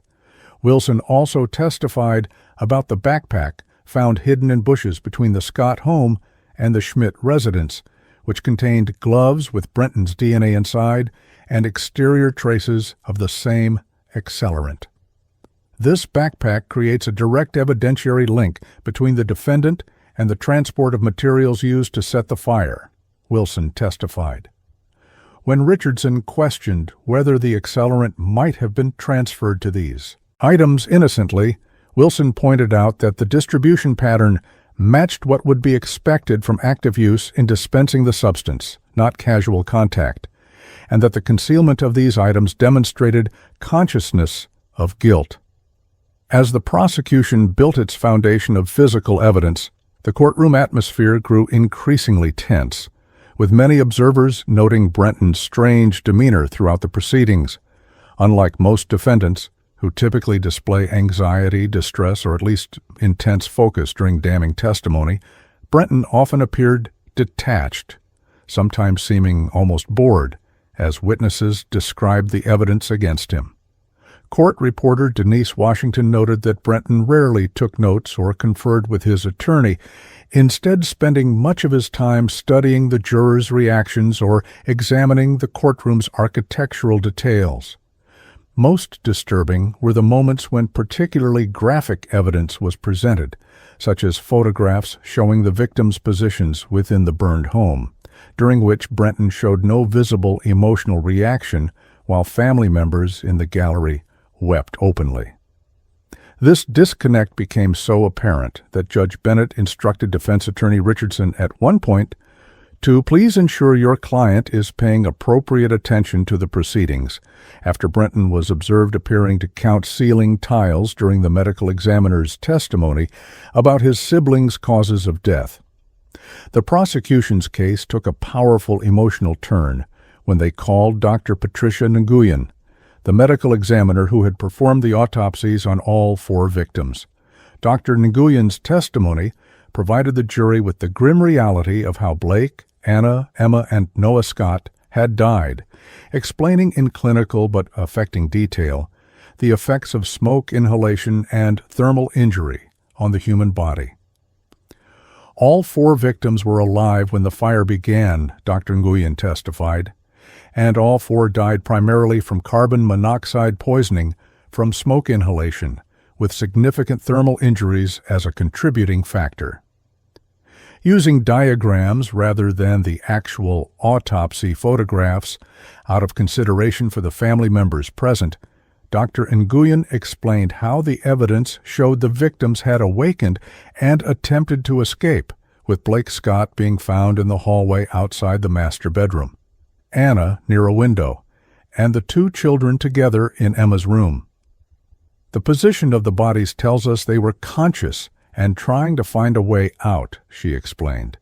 The elevated carbon monoxide levels in their blood indicate they were breathing for several minutes while the fire burned, which would have been a terrifying experience. This testimony had a visible impact on the jury, with several members appearing visibly distressed while Brenton continued to sit impassively, a contrast that prosecutors made sure the jury noticed. Defense attorney Michael Richardson's cross-examinations throughout this phase of the trial focused not on disputing the physical evidence itself, but on challenging the interpretations and conclusions drawn from it. When questioning the fire investigation experts, Richardson emphasized that the evidence couldn't specifically prove Brenton's state of mind or level of comprehension about the consequences of his actions. The fingerprints tell us who held the can, but they don't tell us the psychological state of that person, correct? He repeatedly asked witnesses. Richardson also attempted to establish that Brenton, despite being 16, might not have fully understood the speed with which fire spreads or how quickly toxic smoke can incapacitate victims, suggesting his client might have believed his family would have time to escape. This line of questioning met with limited success, as prosecution witnesses repeatedly pointed to Brenton's internet searches about fire behavior and the strategic placement of accelerants specifically to prevent escape, indicating comprehensive understanding rather than impulsive action. By the end of the prosecution's presentation of physical evidence, the defense strategy had notably shifted away from questioning what Brenton had done toward building a case that his actions resulted from psychological disturbance rather than calculated malice, a tacit admission that the physical evidence placing Brenton at the scene and linking him directly to the arson was simply too overwhelming to credibly dispute. The prosecution's case reached a critical juncture with the testimony of forensic psychologist Dr. Elizabeth Foster, who had conducted an extensive review of Brenton's mental health history, educational records, and writings, as well as interviews with people who knew him.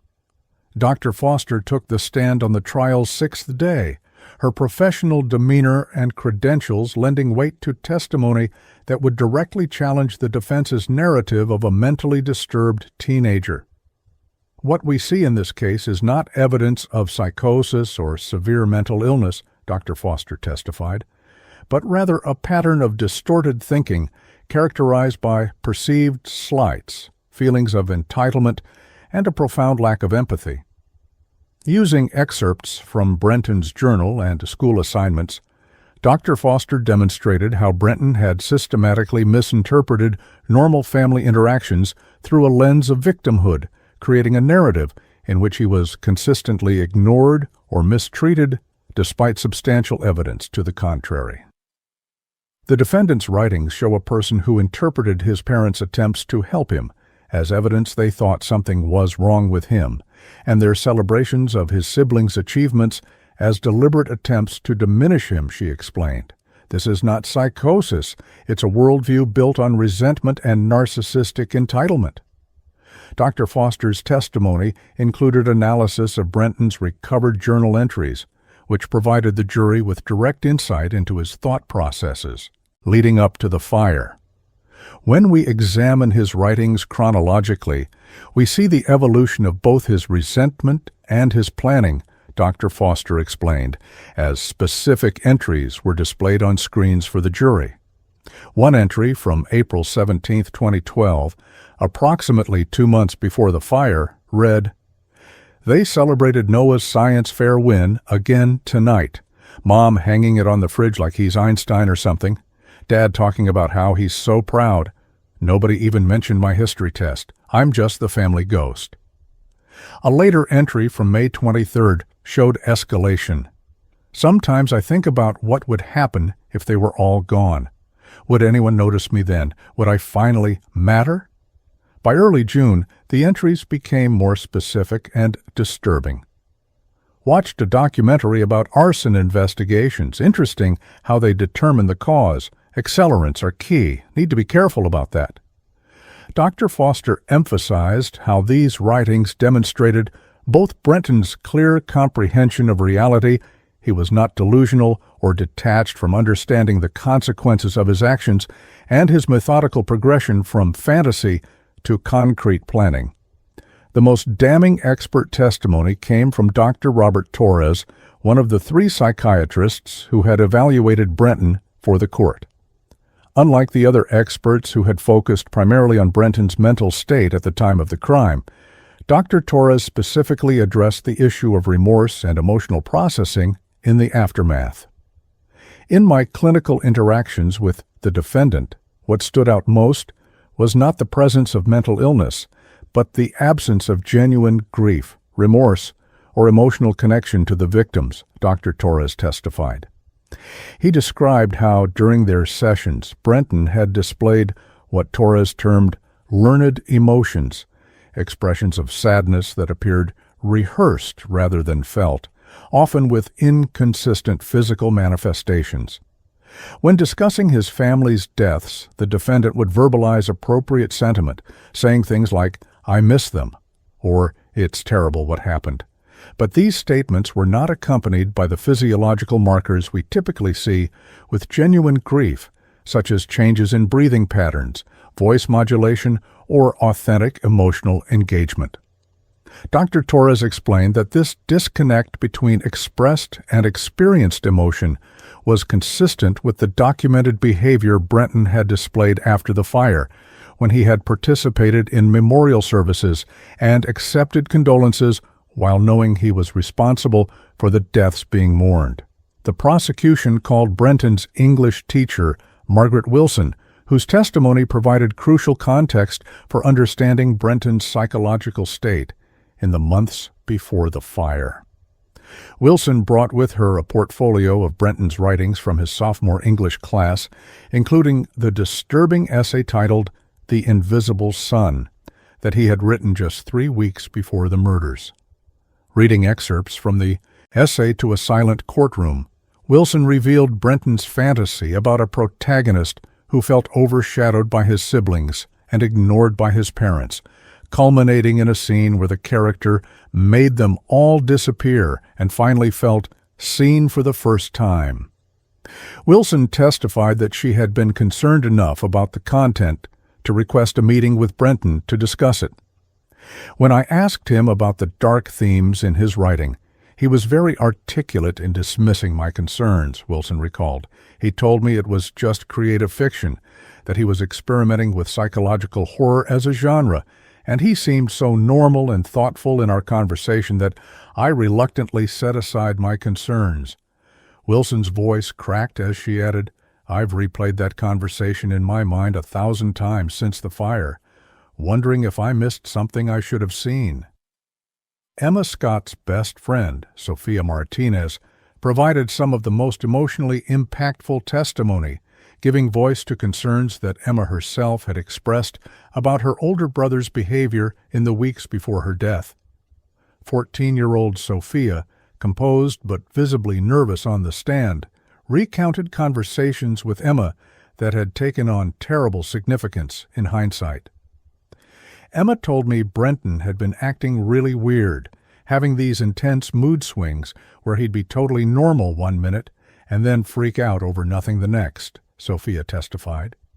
She described Emma's growing unease about her brother's behavior, including an incident approximately 2 weeks before the fire when Emma had overheard Brenton in his room, apparently speaking on the phone saying, "They'll be sorry they ever ignored me." Sophia also testified about Emma's observation that Brenton had begun to look at them strangely, particularly at family meals or gatherings, with what Emma had described as a look that gave her chills. The defense objected repeatedly to this testimony as hearsay, but Judge Bennett allowed it under the excited utterance exception to the hearsay rule, finding that Emma's statements to her friend represented genuine expressions of concern rather than casual conversation. Throughout Sophia's testimony, Brenton stared directly at the young witness, his expression unreadable, causing Sophia to visibly shrink away from his gaze and prompting Judge Bennett to instruct Brenton to focus his attention elsewhere. Anna Scott's mother, Margaret Phillips, took the stand to provide critical testimony that directly contradicted Brenton's narrative of being ignored or overlooked within the family. Mrs. Phillips, a dignified woman in her 60s who looked directly at her grandson throughout her testimony, described in detail the extraordinary efforts Blake and Anna had made to support Brenton and make him feel valued. Anna spent countless hours advocating for Brenton at school, Mrs. Phillips testified, describing how her daughter had arranged for specialized testing, hired tutors, and repeatedly met with teachers to ensure Brenton received the support he needed.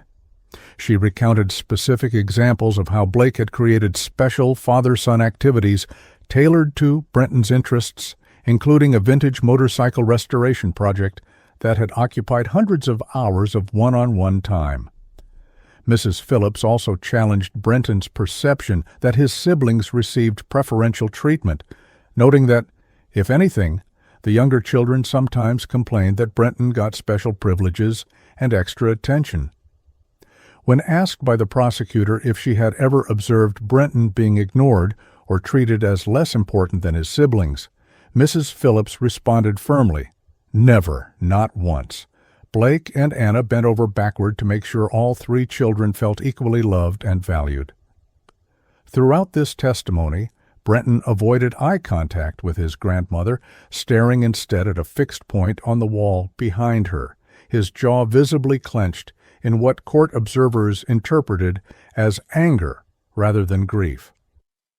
The prosecution's narrative of Brenton's motive crystallized through the testimony of Brenton's former friend Tyler Schmidt, who had provided Brenton with his alibi on the night of the fire. 17-year-old Tyler appeared nervous but determined as he explained how his friendship with Brenton had deteriorated in the months before the fire.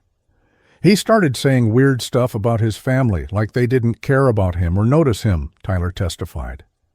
He described an incident approximately 1 month before the fire when Brenton had become enraged after his parents missed a school presentation due to Noah's medical appointment, quoting Brenton as saying, "They always pick them over me, always, but someday they'll realize what they did." Tyler also testified about the night of the fire, confirming that Brenton had arrived at his house around 8 p.m. with his bicycle and backpack and that he had specifically asked Tyler to back me up about staying all night, a request made before they learned the full extent of the tragedy.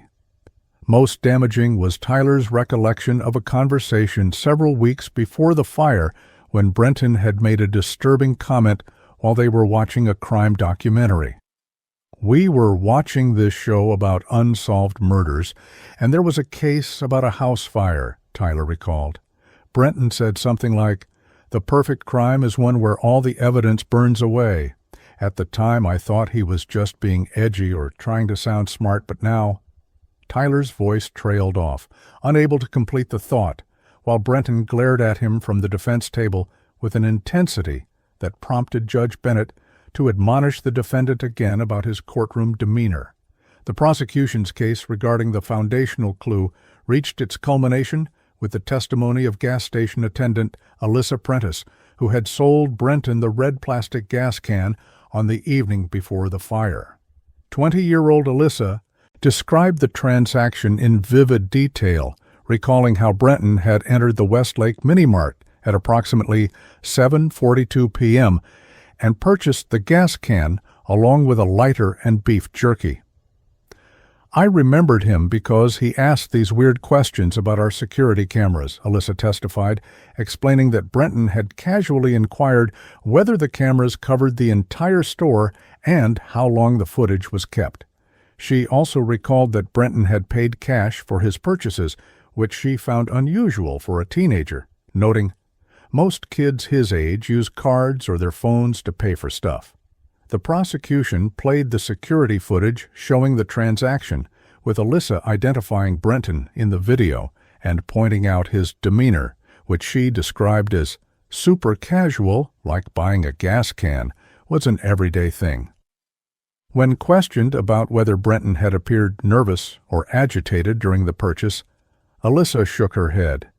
"That's part of why I remembered him. He was so calm and normal about it. Now knowing what he used it for—" She paused, visibly disturbed by the realization. "It's creepy how normal he seemed." The defense began presenting its case on February 12, 2013, calling as its first witness child psychologist Dr. James Whitman, who had evaluated Brenton for the court. Dr. Whitman's testimony focused on adolescent brain development and the capacity for impulse control and consequence evaluation in teenagers. The prefrontal cortex, which governs decision-making and understanding long-term consequences, isn't fully developed until the mid-20s, Dr. Whitman explained.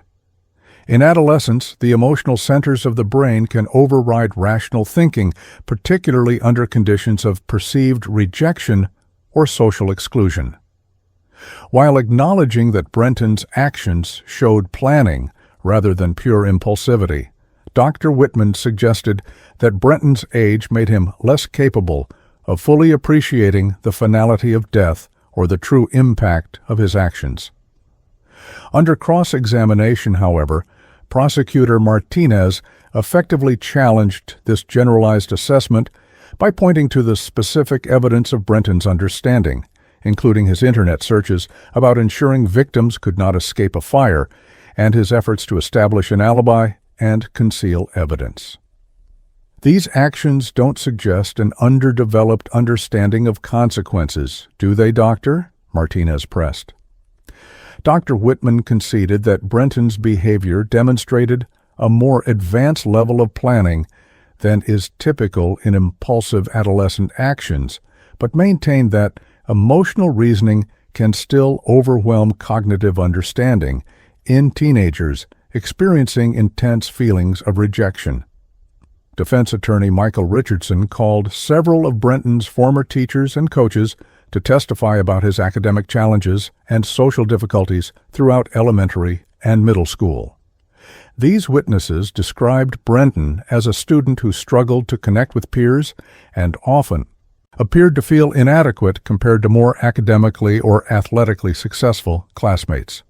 His sixth-grade teacher, Barbara Anderson, recalled Brenton's reaction when he was not selected for a competitive math team while several of his classmates were chosen. He became very withdrawn and started saying things like, "They always pick the same kids and nobody ever notices me," Anderson testified. His middle school baseball coach, Thomas Rodriguez, described how Brenton had quit the team after being assigned to play right field instead of his preferred position of pitcher, quoting Brenton as saying, "What's the point of playing if nobody's going to see me?" Richardson used these testimonies to construct a narrative of a child who had developed a distorted perception of reality based on accumulated experiences of perceived rejection and inadequacy, suggesting that by the time of the fire, Brenton's worldview had become so warped that he genuinely believed his family neither valued nor noticed him, regardless of objective evidence to the contrary. In a strategic move that surprised many observers, Richardson called Brenton's paternal uncle, Thomas Scott, expecting him to provide a more sympathetic family perspective than Margaret Phillips had offered. This decision quickly backfired when Thomas, while acknowledging Brenton's occasional struggles, firmly rejected the notion that his nephew had been ignored or mistreated. Blake and Anna were exceptional parents to all three of their children, Thomas testified, his voice thick with emotion. I saw firsthand how they went above and beyond to support Brenton, often at considerable sacrifice of their own time and resources. Thomas described specific incidents he had witnessed that contradicted Brenton's narrative, including a family vacation where Blake and Anna had structured most activities around Brenton's preferences despite the younger children's different interests. When Richardson attempted to redirect the testimony toward instances where Brenton might have felt overshadowed by his siblings, Thomas responded with visible frustration. "Look, every kid in every family sometimes feels like things aren't fair. But Brenton wasn't ignored or mistreated. That's a lie he told himself to justify something unimaginable." At this blunt assessment, Brenton noticeably stiffened in his seat, his face flushing with what appeared to be anger rather than shame, a reaction noted by several jurors who later described it as a telling moment in their evaluation of his character. The defense case suffered another setback during the testimony of Dr. Victoria Sanchez, a psychiatrist who had not evaluated Brenton personally, but was called to testify about the general characteristics of narcissistic personality disorder and how it might manifest in adolescence. Dr. Sanchez explained how individuals with this disorder often perceive themselves as special or unique, have an exaggerated sense of entitlement, lack empathy, and are hypersensitive to criticism or perceived slights. In adolescence, these traits can be particularly difficult to distinguish from typical teenage self-centeredness, Dr. Sanchez testified. But the key difference is the profound lack of empathy and the tendency to construct narratives in which they are being victimized when objective evidence suggests otherwise. While this testimony was intended to support a diminished capacity defense by suggesting Brenton suffered from a personality disorder that distorted his perception of reality, it inadvertently reinforced the prosecution's portrayal of Brenton as someone who had constructed a self-serving narrative of victimhood to justify his actions. During cross-examination, Prosecutor Martinez skillfully used Dr. Sanchez's own description of the disorder to highlight how Brenton's behavior, his detailed planning, efforts to conceal evidence, construction of an alibi, and lack of remorse aligned perfectly with the calculated actions of someone with these traits, rather than supporting the defense's portrayal of a confused teenager who didn't understand the consequences of his actions. The defense reached a pivotal moment when Richardson called Brenton Scott to testify on his own behalf, a high-risk decision that many legal observers questioned, given the overwhelming evidence against him and his concerning courtroom demeanor throughout the trial. As Brenton took the stand on February 18th, the courtroom fell completely silent, with family members, journalists, and spectators leaning forward in their seats. Dressed in a blue suit that emphasized his youth, Brenton spoke in a clear, controlled voice as Richardson guided him through prepared testimony about his relationship with his family and his version of events surrounding the fire. Brenton portrayed himself as a misunderstood teenager who had struggled with feelings of inadequacy and invisibility within his family, describing instances where he perceived his parents favoring Emma and Noah. "It felt like nothing I did was ever good enough, while everything they did was celebrated," Brenton testified, his voice carrying no emotional weight, despite the content of his words. When Richardson asked directly whether he had set the fire, Brenton gave a carefully worded response.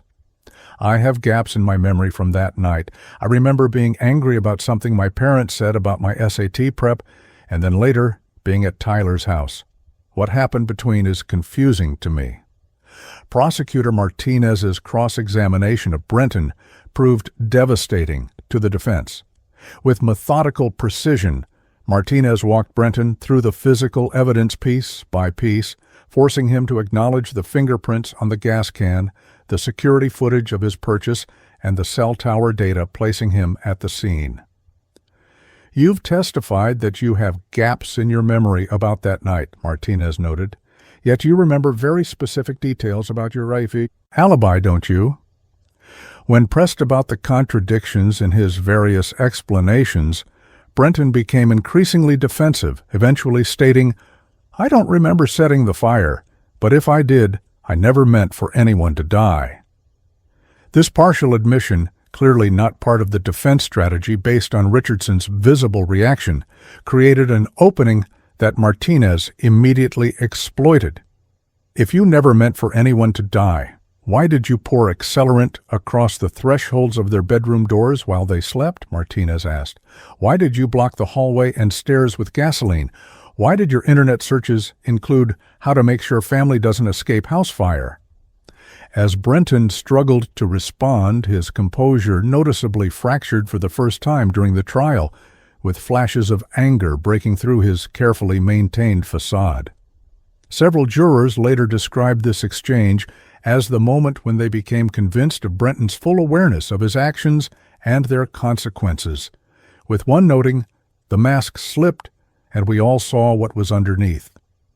The defense concluded its case with testimony from Dr. Harold Jenkins, a specialist in adolescent trauma and attachment disorders, who attempted to provide context for Brenton's distorted perceptions of his family relationships.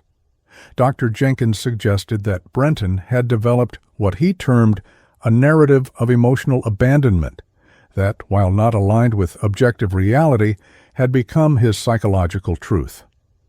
For adolescents with certain vulnerability factors, perceived rejection can be experienced as profoundly as actual rejection, Dr. Jenkins testified.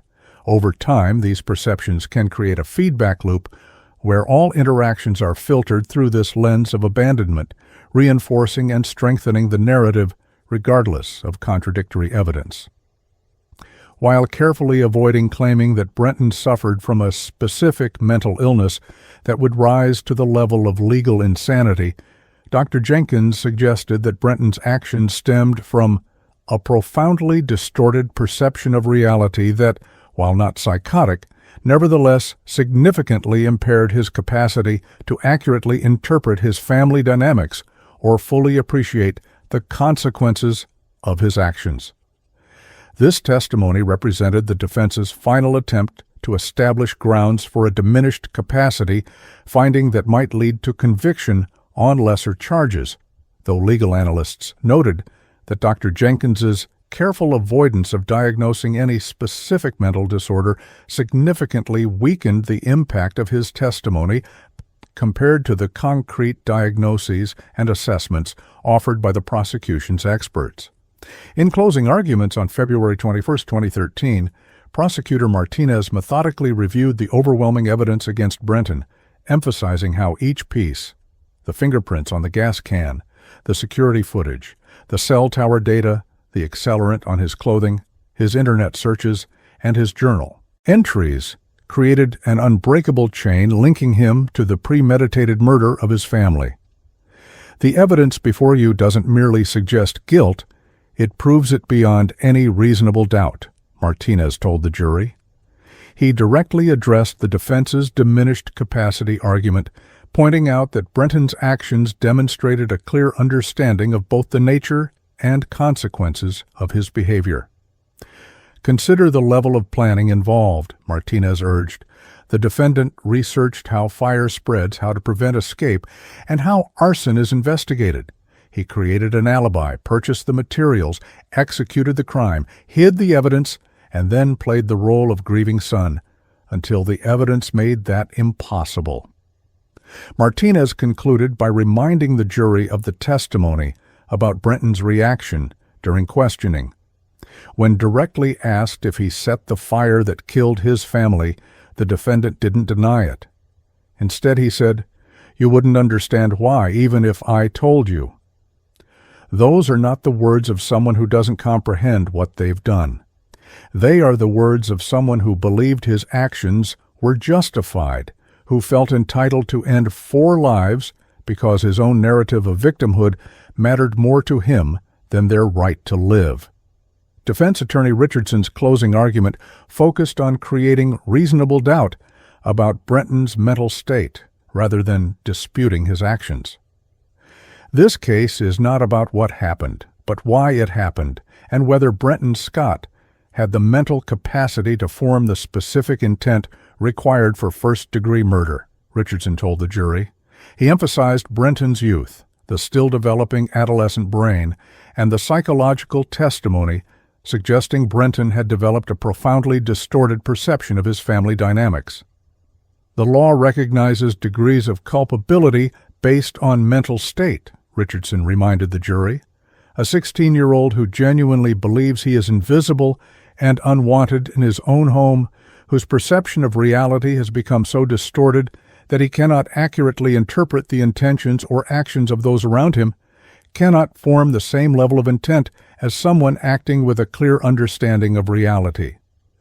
Richardson concluded by asking the jury to consider manslaughter rather than first-degree murder, arguing that Brenton had acted from a place of profound emotional disturbance and distorted thinking, not calculated malice. As he returned to his seat, Brenton sat motionless, his expression blank, displaying none of the emotion one might expect from someone whose fate hung in the balance, an absence that several jurors later cited as reinforcing their impression of his fundamental lack of remorse or emotional connection to his family. After 4 days of deliberation, the jury reached a verdict on February 25, 2013, returning to the packed courtroom at 2:15 p.m. amid an atmosphere of tense anticipation. The gallery was filled to capacity with extended family members of the Scott family sitting stoically in the front row, journalists occupying a designated section at the back, and curious members of the public filling the remaining seats, all collectively holding their breath as the jury filed in. Brenton Scott sat at the defense table beside attorney Michael Richardson, his posture unnaturally rigid, eyes fixed straight ahead, displaying none of the nervous energy typical of defendants awaiting their fate. Judge Eleanor Bennett instructed the defendant to rise, and as Brenton stood, several observers noted that for the first time during the entire trial, he appeared genuinely tense, a slight tremor visible in his hands as they rested on the table before him. The court clerk took the verdict forms from the jury foreperson, a middle-aged woman who had maintained a carefully neutral expression throughout the trial, and handed them to the judge for review before they were returned to be read aloud.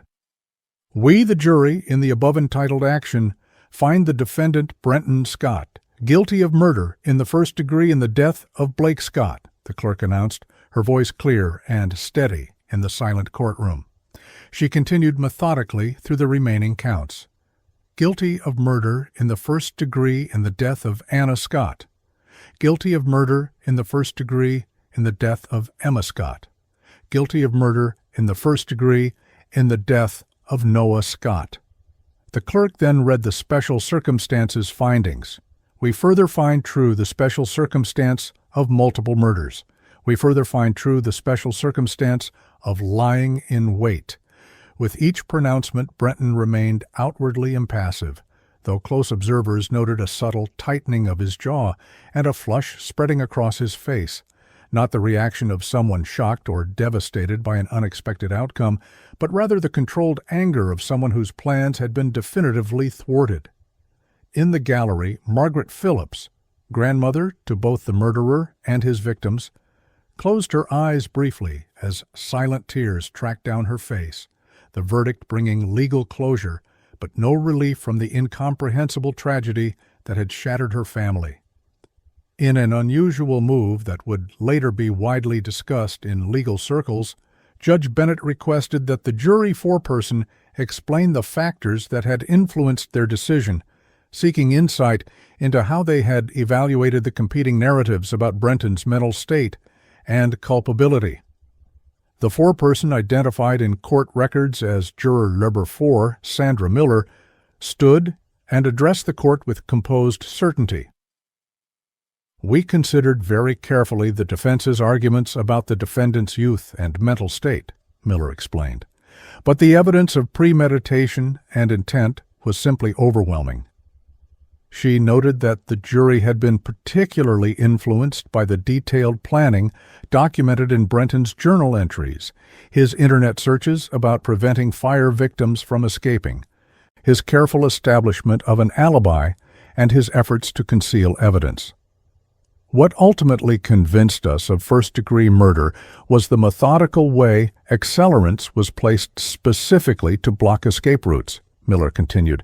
"That level of calculation cannot be reconciled with diminished capacity or impaired understanding of consequences." Miller concluded by mentioning the jury's observation of Brenton's demeanor throughout the trial.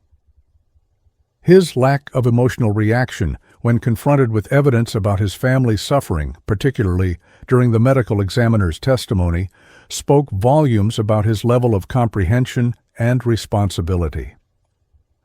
Following the verdict, Judge Bennett scheduled sentencing for March 15, 2013, ordering Brenton to remain in custody at the Douglas County Juvenile Detention Center until that date.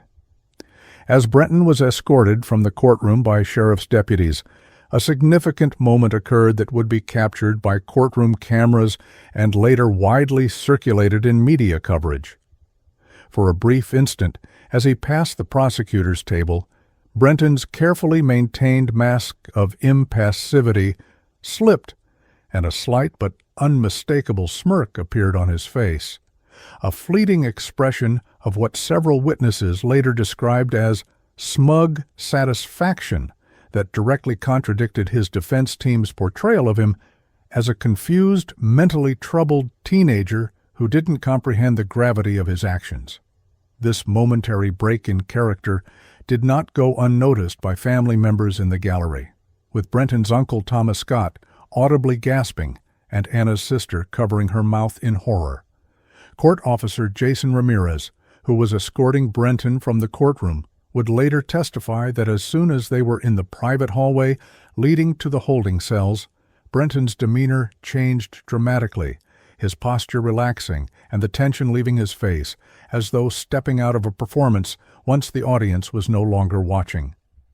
The verdict sent shockwaves through the Omaha community, with local media coverage focusing on the unprecedented nature of the case, a 16-year-old convicted of methodically murdering his entire family with such calculation and apparent lack of remorse. The Omaha World-Herald ran a front-page headline reading, "Guilty Teen Convicted in Family Fire Deaths," accompanied by the now infamous courtroom photograph of Brenton's smirk as he was led away post-verdict. Television news stations broadcast special reports featuring interviews with neighbors, classmates, and legal experts attempting to make sense of how an outwardly normal teenager from a stable, loving family could commit such a horrific crime. Psychology professors from the University of Nebraska were consulted to explain the concept of family annihilation and the rare psychological profile of adolescents who kill family members, with one expert noting that Brenton's case was particularly unusual because such crimes typically occur in contexts of documented abuse or severe family dysfunction, neither of which was present in the Scott household. The case sparked community-wide discussions about recognizing warning signs in teenagers, with local schools organizing parent forums on adolescent mental health and the importance of taking seriously any expressions of resentment or fantasies of violence, no matter how seemingly innocuous. In the days following the verdict, several jurors spoke anonymously to the media about the deliberation process, providing insight into how they had reached their unanimous decision. "It wasn't a quick or easy process," one juror told the Omaha World-Herald. "We spent a full day just reviewing the evidence related to Brenton's mental state, really trying to understand if there was any merit to the diminished capacity defense." Another juror described the moment the jury reached consensus. "We laid out a timeline of his actions before, during, and after the fire. When you see it all together, the research, the planning, the execution, the cover-up, there's just no way to see it as anything but first-degree murder." A third juror admitted being initially sympathetic to arguments about adolescent brain development, but explained how that sympathy eroded during deliberations. "We kept coming back to those internet searches about making sure victims couldn't escape. That's not impulsivity or poor judgment. That's someone who fully understood they were taking lives." Perhaps most revealing was a comment from a juror who had teenage children of their own. "What ultimately convinced me was Brenton's behavior after the fire, going to the memorial service, accepting condolences, all while knowing exactly what he'd done. That's not a confused kid. That's someone who knew exactly what they did and was playing a role to avoid consequences." Legal experts weighing in on the case in various media forums generally agreed that the prosecution had presented an exceptionally strong case that left the defense with few viable options. Former prosecutor and legal analyst Sarah Jennings, interviewed on local television, explained, "When you have physical evidence this compelling, fingerprints, security footage, cell data, accelerant residue, combined with documentation of intent through internet searches and journal entries, the defense has essentially two choices: argue mistaken identity, which was impossible here, or focus on mental state to try for a lesser charge." Criminal defense attorney Michael Ramirez, speaking on a legal podcast, observed that Richardson's strategy of acknowledging the acts while arguing diminished capacity was probably the only card he had to play, but it was undermined by Brenton's own behavior in court and his testimony, which revealed calculation rather than confusion. Several experts noted that Brenton's decision to testify had been a significant tactical error, with one commentator observing his attempts to claim memory gaps while simultaneously offering detailed recollections that supported his alibi created a credibility problem that no defense attorney could overcome. The jury saw through it immediately. Perhaps the most poignant reactions to the verdict came from the extended Scott family, who found themselves in the impossible position of grieving 4 murdered loved ones, while also processing the conviction of another family member for those deaths. Thomas Scott, Blake's brother, spoke briefly to reporters outside the courthouse, his voice breaking with emotion. "Today's verdict doesn't bring my brother, Anna, Emma, or Noah back. It doesn't explain how this happened or why Brenton became capable of such an unthinkable act against the people who loved him most in this world." Anna's sister, Catherine Phillips, issued a written statement expressing the family's gratitude to prosecutors, investigators, and jurors for ensuring that justice was served, while also acknowledging the continuing pain. "We now face the impossible task of trying to rebuild our lives with a piece forever missing. 4 beautiful souls were taken from us, and a 5th was lost to darkness we may never understand." The family requested privacy as they continued to grieve, with Catherine noting that they would attend the sentencing hearing but would not be making additional public statements, preferring to focus on honoring the memories of Blake, Anna, Emma, and Noah, rather than continuing to center attention on Brenton and his crimes. As the sentencing date approached, both the prosecution and defense prepared final arguments regarding Brenton's punishment, with the specific question being whether a 16-year-old convicted of such calculated murders should receive life imprisonment without possibility of parole. The prosecution filed a sentencing memorandum arguing that despite his age, Brenton's crimes displayed a level of premeditation, cruelty, and lack of remorse that warrants the maximum available punishment. They cited the Supreme Court's ruling in Miller v. Alabama, which prohibited mandatory life sentences without parole for juvenile offenders, but allowed such sentences in cases where the court found them appropriate, after considering the defendant's youth and other mitigating factors. The defense countered with their own memorandum emphasizing recent neurological research on adolescent brain development and arguing that, no matter how heinous the crime, a 16-year-old has inherent capacity for change and rehabilitation that the law must recognize. Public opinion in Omaha appeared sharply divided on the question, with local radio shows and newspaper opinion pages featuring passionate arguments for both maximum punishment and consideration of Brenton's youth.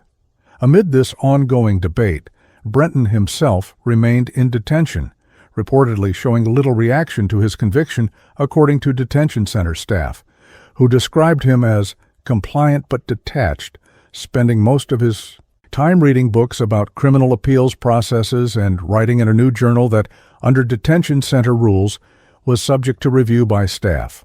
On March 15, 2013, Brenton Scott was brought before Judge Eleanor Bennett for sentencing, the courtroom once again filled to capacity with family members, media, and members of the public. Brenton entered wearing the same navy suit he had worn throughout the trial, though it now appeared to hang somewhat loosely on his frame after 9 months in detention. He sat beside defense attorney Michael Richardson, his posture straight but his eyes downcast, avoiding contact with the family members seated in the gallery.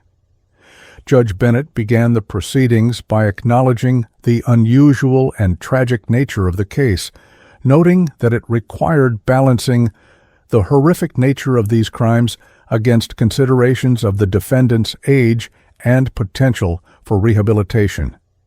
She invited impact statements from family members, beginning a powerful and emotional phase of the proceedings that would prove pivotal in her ultimate sentencing decision.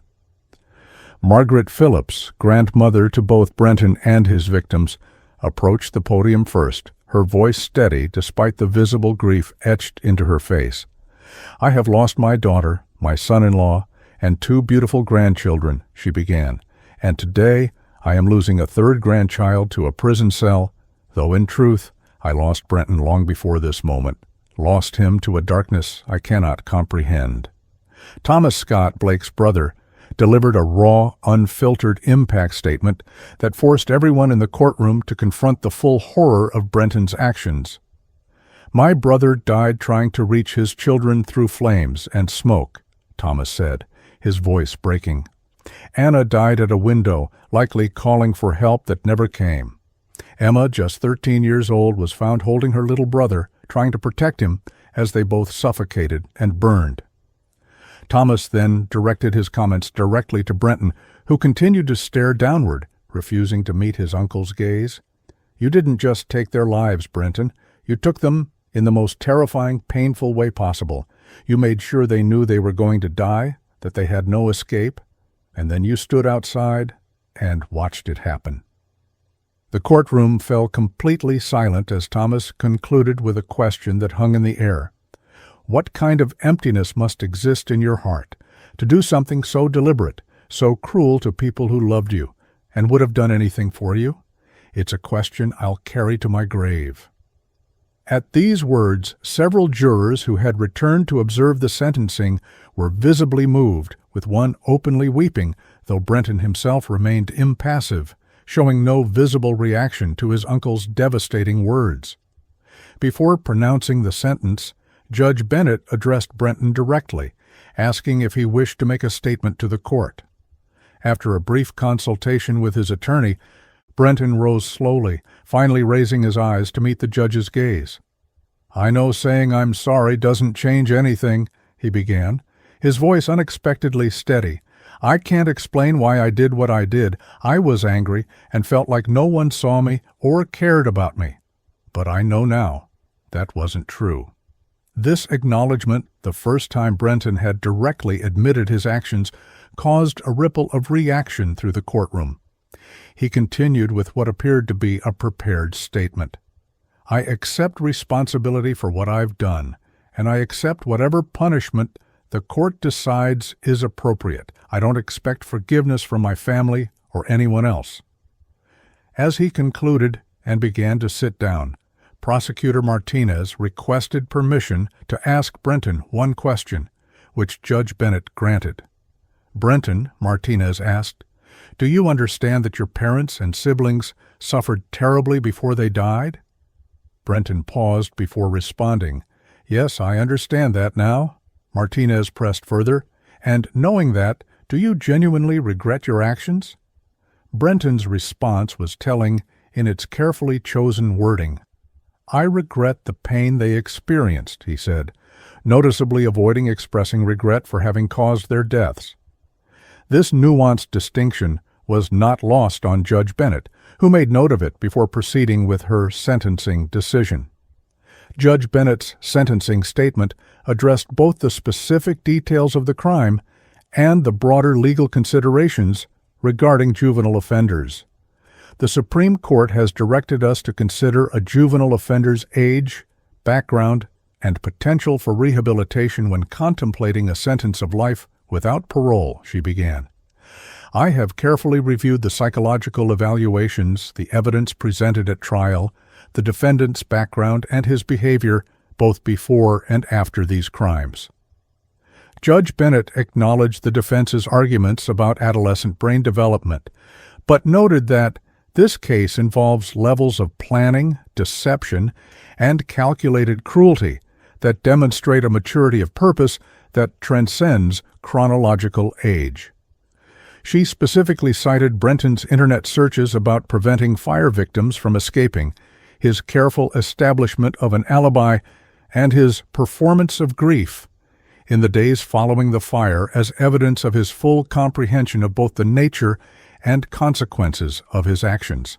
Most significantly, she referenced what she termed the defendant's persistent lack of genuine remorse, noting that throughout the legal proceedings, Brenton had demonstrated more concern with the consequences to himself than with the suffering he inflicted on his family. With the courtroom holding its collective breath, Judge Bennett delivered her sentence. "Brenton Scott, having been found guilty by a jury of your peers on 4 counts of first-degree murder with special circumstances, I hereby sentence you to life imprisonment without the possibility of parole." She paused, before adding, "This sentence reflects both the premeditated nature of these crimes and my assessment, based on all evidence before me, that your actions demonstrate a profound lack of empathy that raises serious concerns about the possibility of rehabilitation." As the sentence was pronounced, Brenton's composure finally faltered, but not in the way most expected. Rather than showing distress or remorse, a slight smile appeared briefly at the corners of his mouth, quickly suppressed, but not before being captured by courtroom cameras. This expression, described by court reporter Denise Washington as chillingly inappropriate, would become the defining image of the case, appearing on newspaper front pages and television reports across the country. The smile, occurring at the precise moment his fate was sealed, contradicted every element of the remorse Brenton had attempted to convey in his statement to the court minutes earlier, providing what many saw as a glimpse of his true character and confirming the justice of the sentence he had received. The aftermath of Brenton Scott's sentencing reverberated through multiple dimensions of society, from the immediate impact on his extended family to broader discussions about juvenile justice, mental health awareness, and the recognition of warning signs in potentially dangerous teenagers.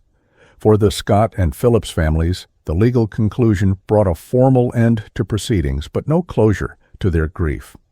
In the months following the sentencing, they established the Scott Family Memorial Foundation, dedicated to supporting children affected by family violence and funding research into adolescent mental health interventions. At the foundation's inaugural event, Margaret Phillips spoke about finding purpose in tragedy. "We cannot bring Blake, Anna, Emma, and Noah back, but we can honor their lives by working to prevent other families from experiencing similar devastation.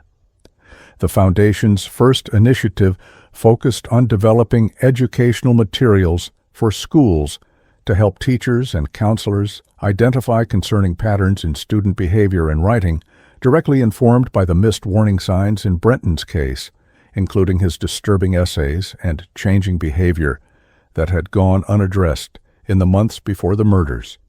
Brenton Scott was transferred to the Nebraska Correctional Youth Facility, a specialized unit for juvenile offenders convicted as adults, where he would remain until his 21st birthday, before being moved to adult prison to serve the remainder of his sentence. Initial reports from corrections officials described him as a model inmate who quickly adapted to institutional routines, a pattern consistent with the calculating compliance he had shown throughout his trial. Psychology professionals monitoring his adjustment noted his continued lack of emotional engagement regarding his crimes, with one assessment describing him as intellectually acknowledging responsibility, while remaining emotionally detached from the human impact of his actions. Perhaps most revealing was Brenton's response when asked by a corrections counselor what he missed most about his former life.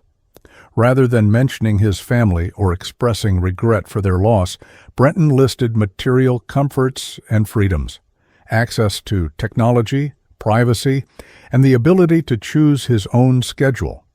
This response, documented in his corrections file, reinforced the assessment that Brenton's psychological makeup included significant narcissistic traits and a profound deficit in empathy that had enabled him to plan and execute the murder of his entire family without experiencing the emotional barriers that would prevent most humans from contemplating such an act.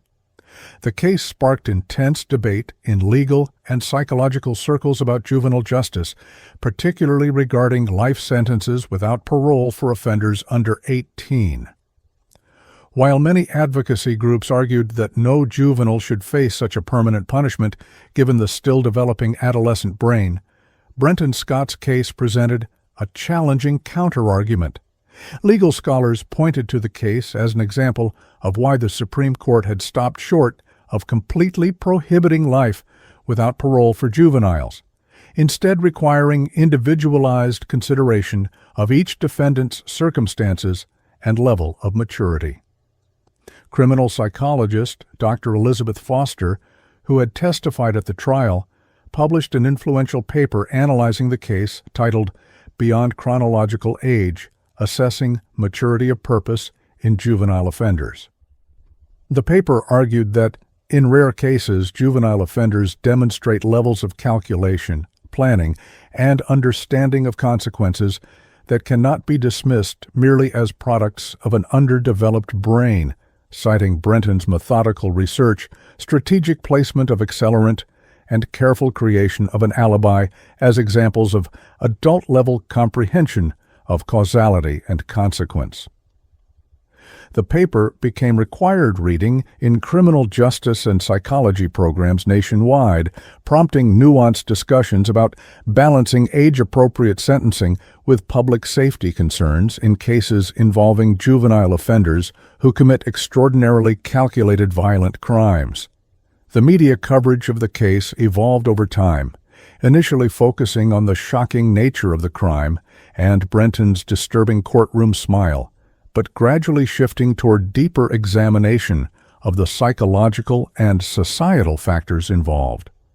Documentary filmmakers produced The Invisible Son: Inside the Mind of Brenton Scott, featuring interviews with investigators, prosecutors, psychologists, and family friends, though Brenton himself declined all interview requests. The documentary explored the paradox at the heart of the case: how a teenager from a supportive, loving family with no history of abuse or neglect could develop such deadly resentment toward them. One particularly impactful segment featured Brenton's former friend, Tyler Schmidt, reflecting on whether he could have recognized warning signs. Looking back, there were moments when Brenton said things that should have raised red flags, but at the time, it just seemed like normal teenagers complaining about parents, How do you tell the difference between a kid who's just venting and one who's actually planning something terrible? This question resonated with viewers and experts alike, highlighting the difficulty of identifying potentially dangerous behavior in adolescence before it escalates to violence. 5 years after the fire, on June 10, 2017, the community of Omaha gathered for the dedication of a memorial garden at the site where the Scott home had once stood. The property, which had remained vacant after the ruins of the house were cleared, was purchased by a community trust established by friends and colleagues of the Scott family. Landscape architects transformed the space into a peaceful garden featuring 4 flowering trees, a red maple, a dogwood, a cherry, and a young oak, representing Blake, Anna, Emma, and Noah. A simple stone marker bore their names and the inscription, "Remembered with Love," deliberately making no mention of how they died or who had taken their lives. The dedication ceremony drew hundreds of community members, including many of Emma and Noah's former classmates, now teenagers themselves, and Blake's baseball players, some of whom had gone on to coach younger generations. Margaret Phillips, now in her 70s, expressed gratitude for the community's continuing support. This garden transforms a place of tragedy into one of beauty and remembrance. When I come here, I don't think about how they died, but about how they lived with joy, kindness, and love for each other. Conspicuously absent from all commemorations and discussions of the garden was any mention of Brenton, a deliberate choice by family members and community leaders who had decided that the memorial should focus solely on honoring the victims rather than acknowledging the person who had taken their lives. The Scott case left a lasting impact on the Omaha Police Department and fire investigation procedures, with several key lessons implemented in training protocols. Detective Rebecca Sullivan, who had conducted the initial interview with Brenton, developed a specialized training module for interviewing adolescent suspects in violent crimes, emphasizing techniques for recognizing deception in teenagers whose presentation often differs from adult suspects. Fire Marshal Investigator Sarah Phillips created an arson investigation protocol specifically for cases where family members might be suspects, incorporating lessons from how quickly key evidence had been recovered in the Scott case. The Omaha public school system implemented new procedures for addressing concerning content in student writing or artwork, with clear guidelines for when and how to involve parents, counselors, and potentially law enforcement. These systemic changes represented tangible legacies of the case, practical applications of lessons learned through tragedy that would potentially prevent future violence or ensure that warning signs received appropriate attention and intervention before escalating to irreversible actions. 10 years after the fire, in June 2022, the case continued to resonate in psychological research, with several longitudinal studies examining the development and treatment outcomes of juvenile offenders, with profiles similar to Brenton Scott. Dr. James Whitman, who had testified for the defense at trial, published research comparing psychological assessments of juvenile offenders at the time of sentencing with follow-up evaluations conducted years later in incarceration. His findings indicated that juvenile offenders who committed premeditated violent crimes with specific characteristics, including detailed planning, efforts to avoid detection, and limited emotional connection to their victims, showed significantly less psychological evolution and capacity for empathy development compared to those whose crimes were impulsive or reactive. While avoiding direct reference to Brenton due to confidentiality considerations, Whitman's research clearly built upon the case, concluding that certain psychological profiles evident even in adolescence may predict limited capacity for the empathic development that forms the foundation of successful rehabilitation. This research contributed to ongoing refinement of assessment protocols for violent juvenile offenders, helping courts make more informed decisions about appropriate sentences and rehabilitation prospects based on specific psychological indicators rather than age alone. The Scott family tragedy, which had begun with a teenage boy's distorted perception that he was invisible within his own family, ultimately became a case study examined by criminal justice students, psychology researchers, and legal scholars nationwide. What made it particularly compelling was the central paradox that continued to challenge easy explanation: how Brenton Scott, a teenager with no history of severe mental illness, from a family that by all objective measures had supported and valued him, could develop a narrative of victimhood so powerful that it justified, in his mind, the methodical murder of his parents and siblings. The case defied simplistic narratives about juvenile violence typically linked to abuse, neglect, or obvious psychological disturbance, forcing a more nuanced consideration of how perception can diverge from reality with deadly consequences. As one psychological researcher noted in a paper examining the case, perhaps the most disturbing aspect of the Scott tragedy is how it challenges our understanding of the supposed safeguards against such violence. Brenton had caring parents, access to education and resources, no history of abuse, and no diagnosed mental illness. That would explain his actions. His case forces us to confront the uncomfortable reality that sometimes the warning signs of deadly violence may be subtle, the motivations incomprehensible, and the transformation from ordinary teenager to calculated killer nearly invisible until it's too late. The legacy of the case extended beyond academic analysis to practical applications in how communities approach adolescent mental health. School districts across Nebraska and eventually nationwide developed more sophisticated protocols for addressing concerning student behavior, recognizing that traditional disciplinary approaches might miss underlying psychological issues that could escalate to violence. Mental health professionals created new screening tools specifically designed to identify the type of distorted thinking that had characterized Brenton's worldview, where perceived slights grow into all-consuming narratives of victimhood that can justify violence. Parents attended workshops on recognizing the difference between typical teenage moodiness and more concerning patterns of isolation, resentment, and fantasies of revenge or violence. As Margaret Phillips observed at a conference marking the 10th anniversary of the tragedy, if sharing our family's story prevents even one similar tragedy, then perhaps some tiny measure of meaning can come from our unbearable loss. Her words captured the essence of how communities attempt to process such shocking crimes, by seeking lessons that might prevent future violence, finding purpose in prevention when understanding remains elusive.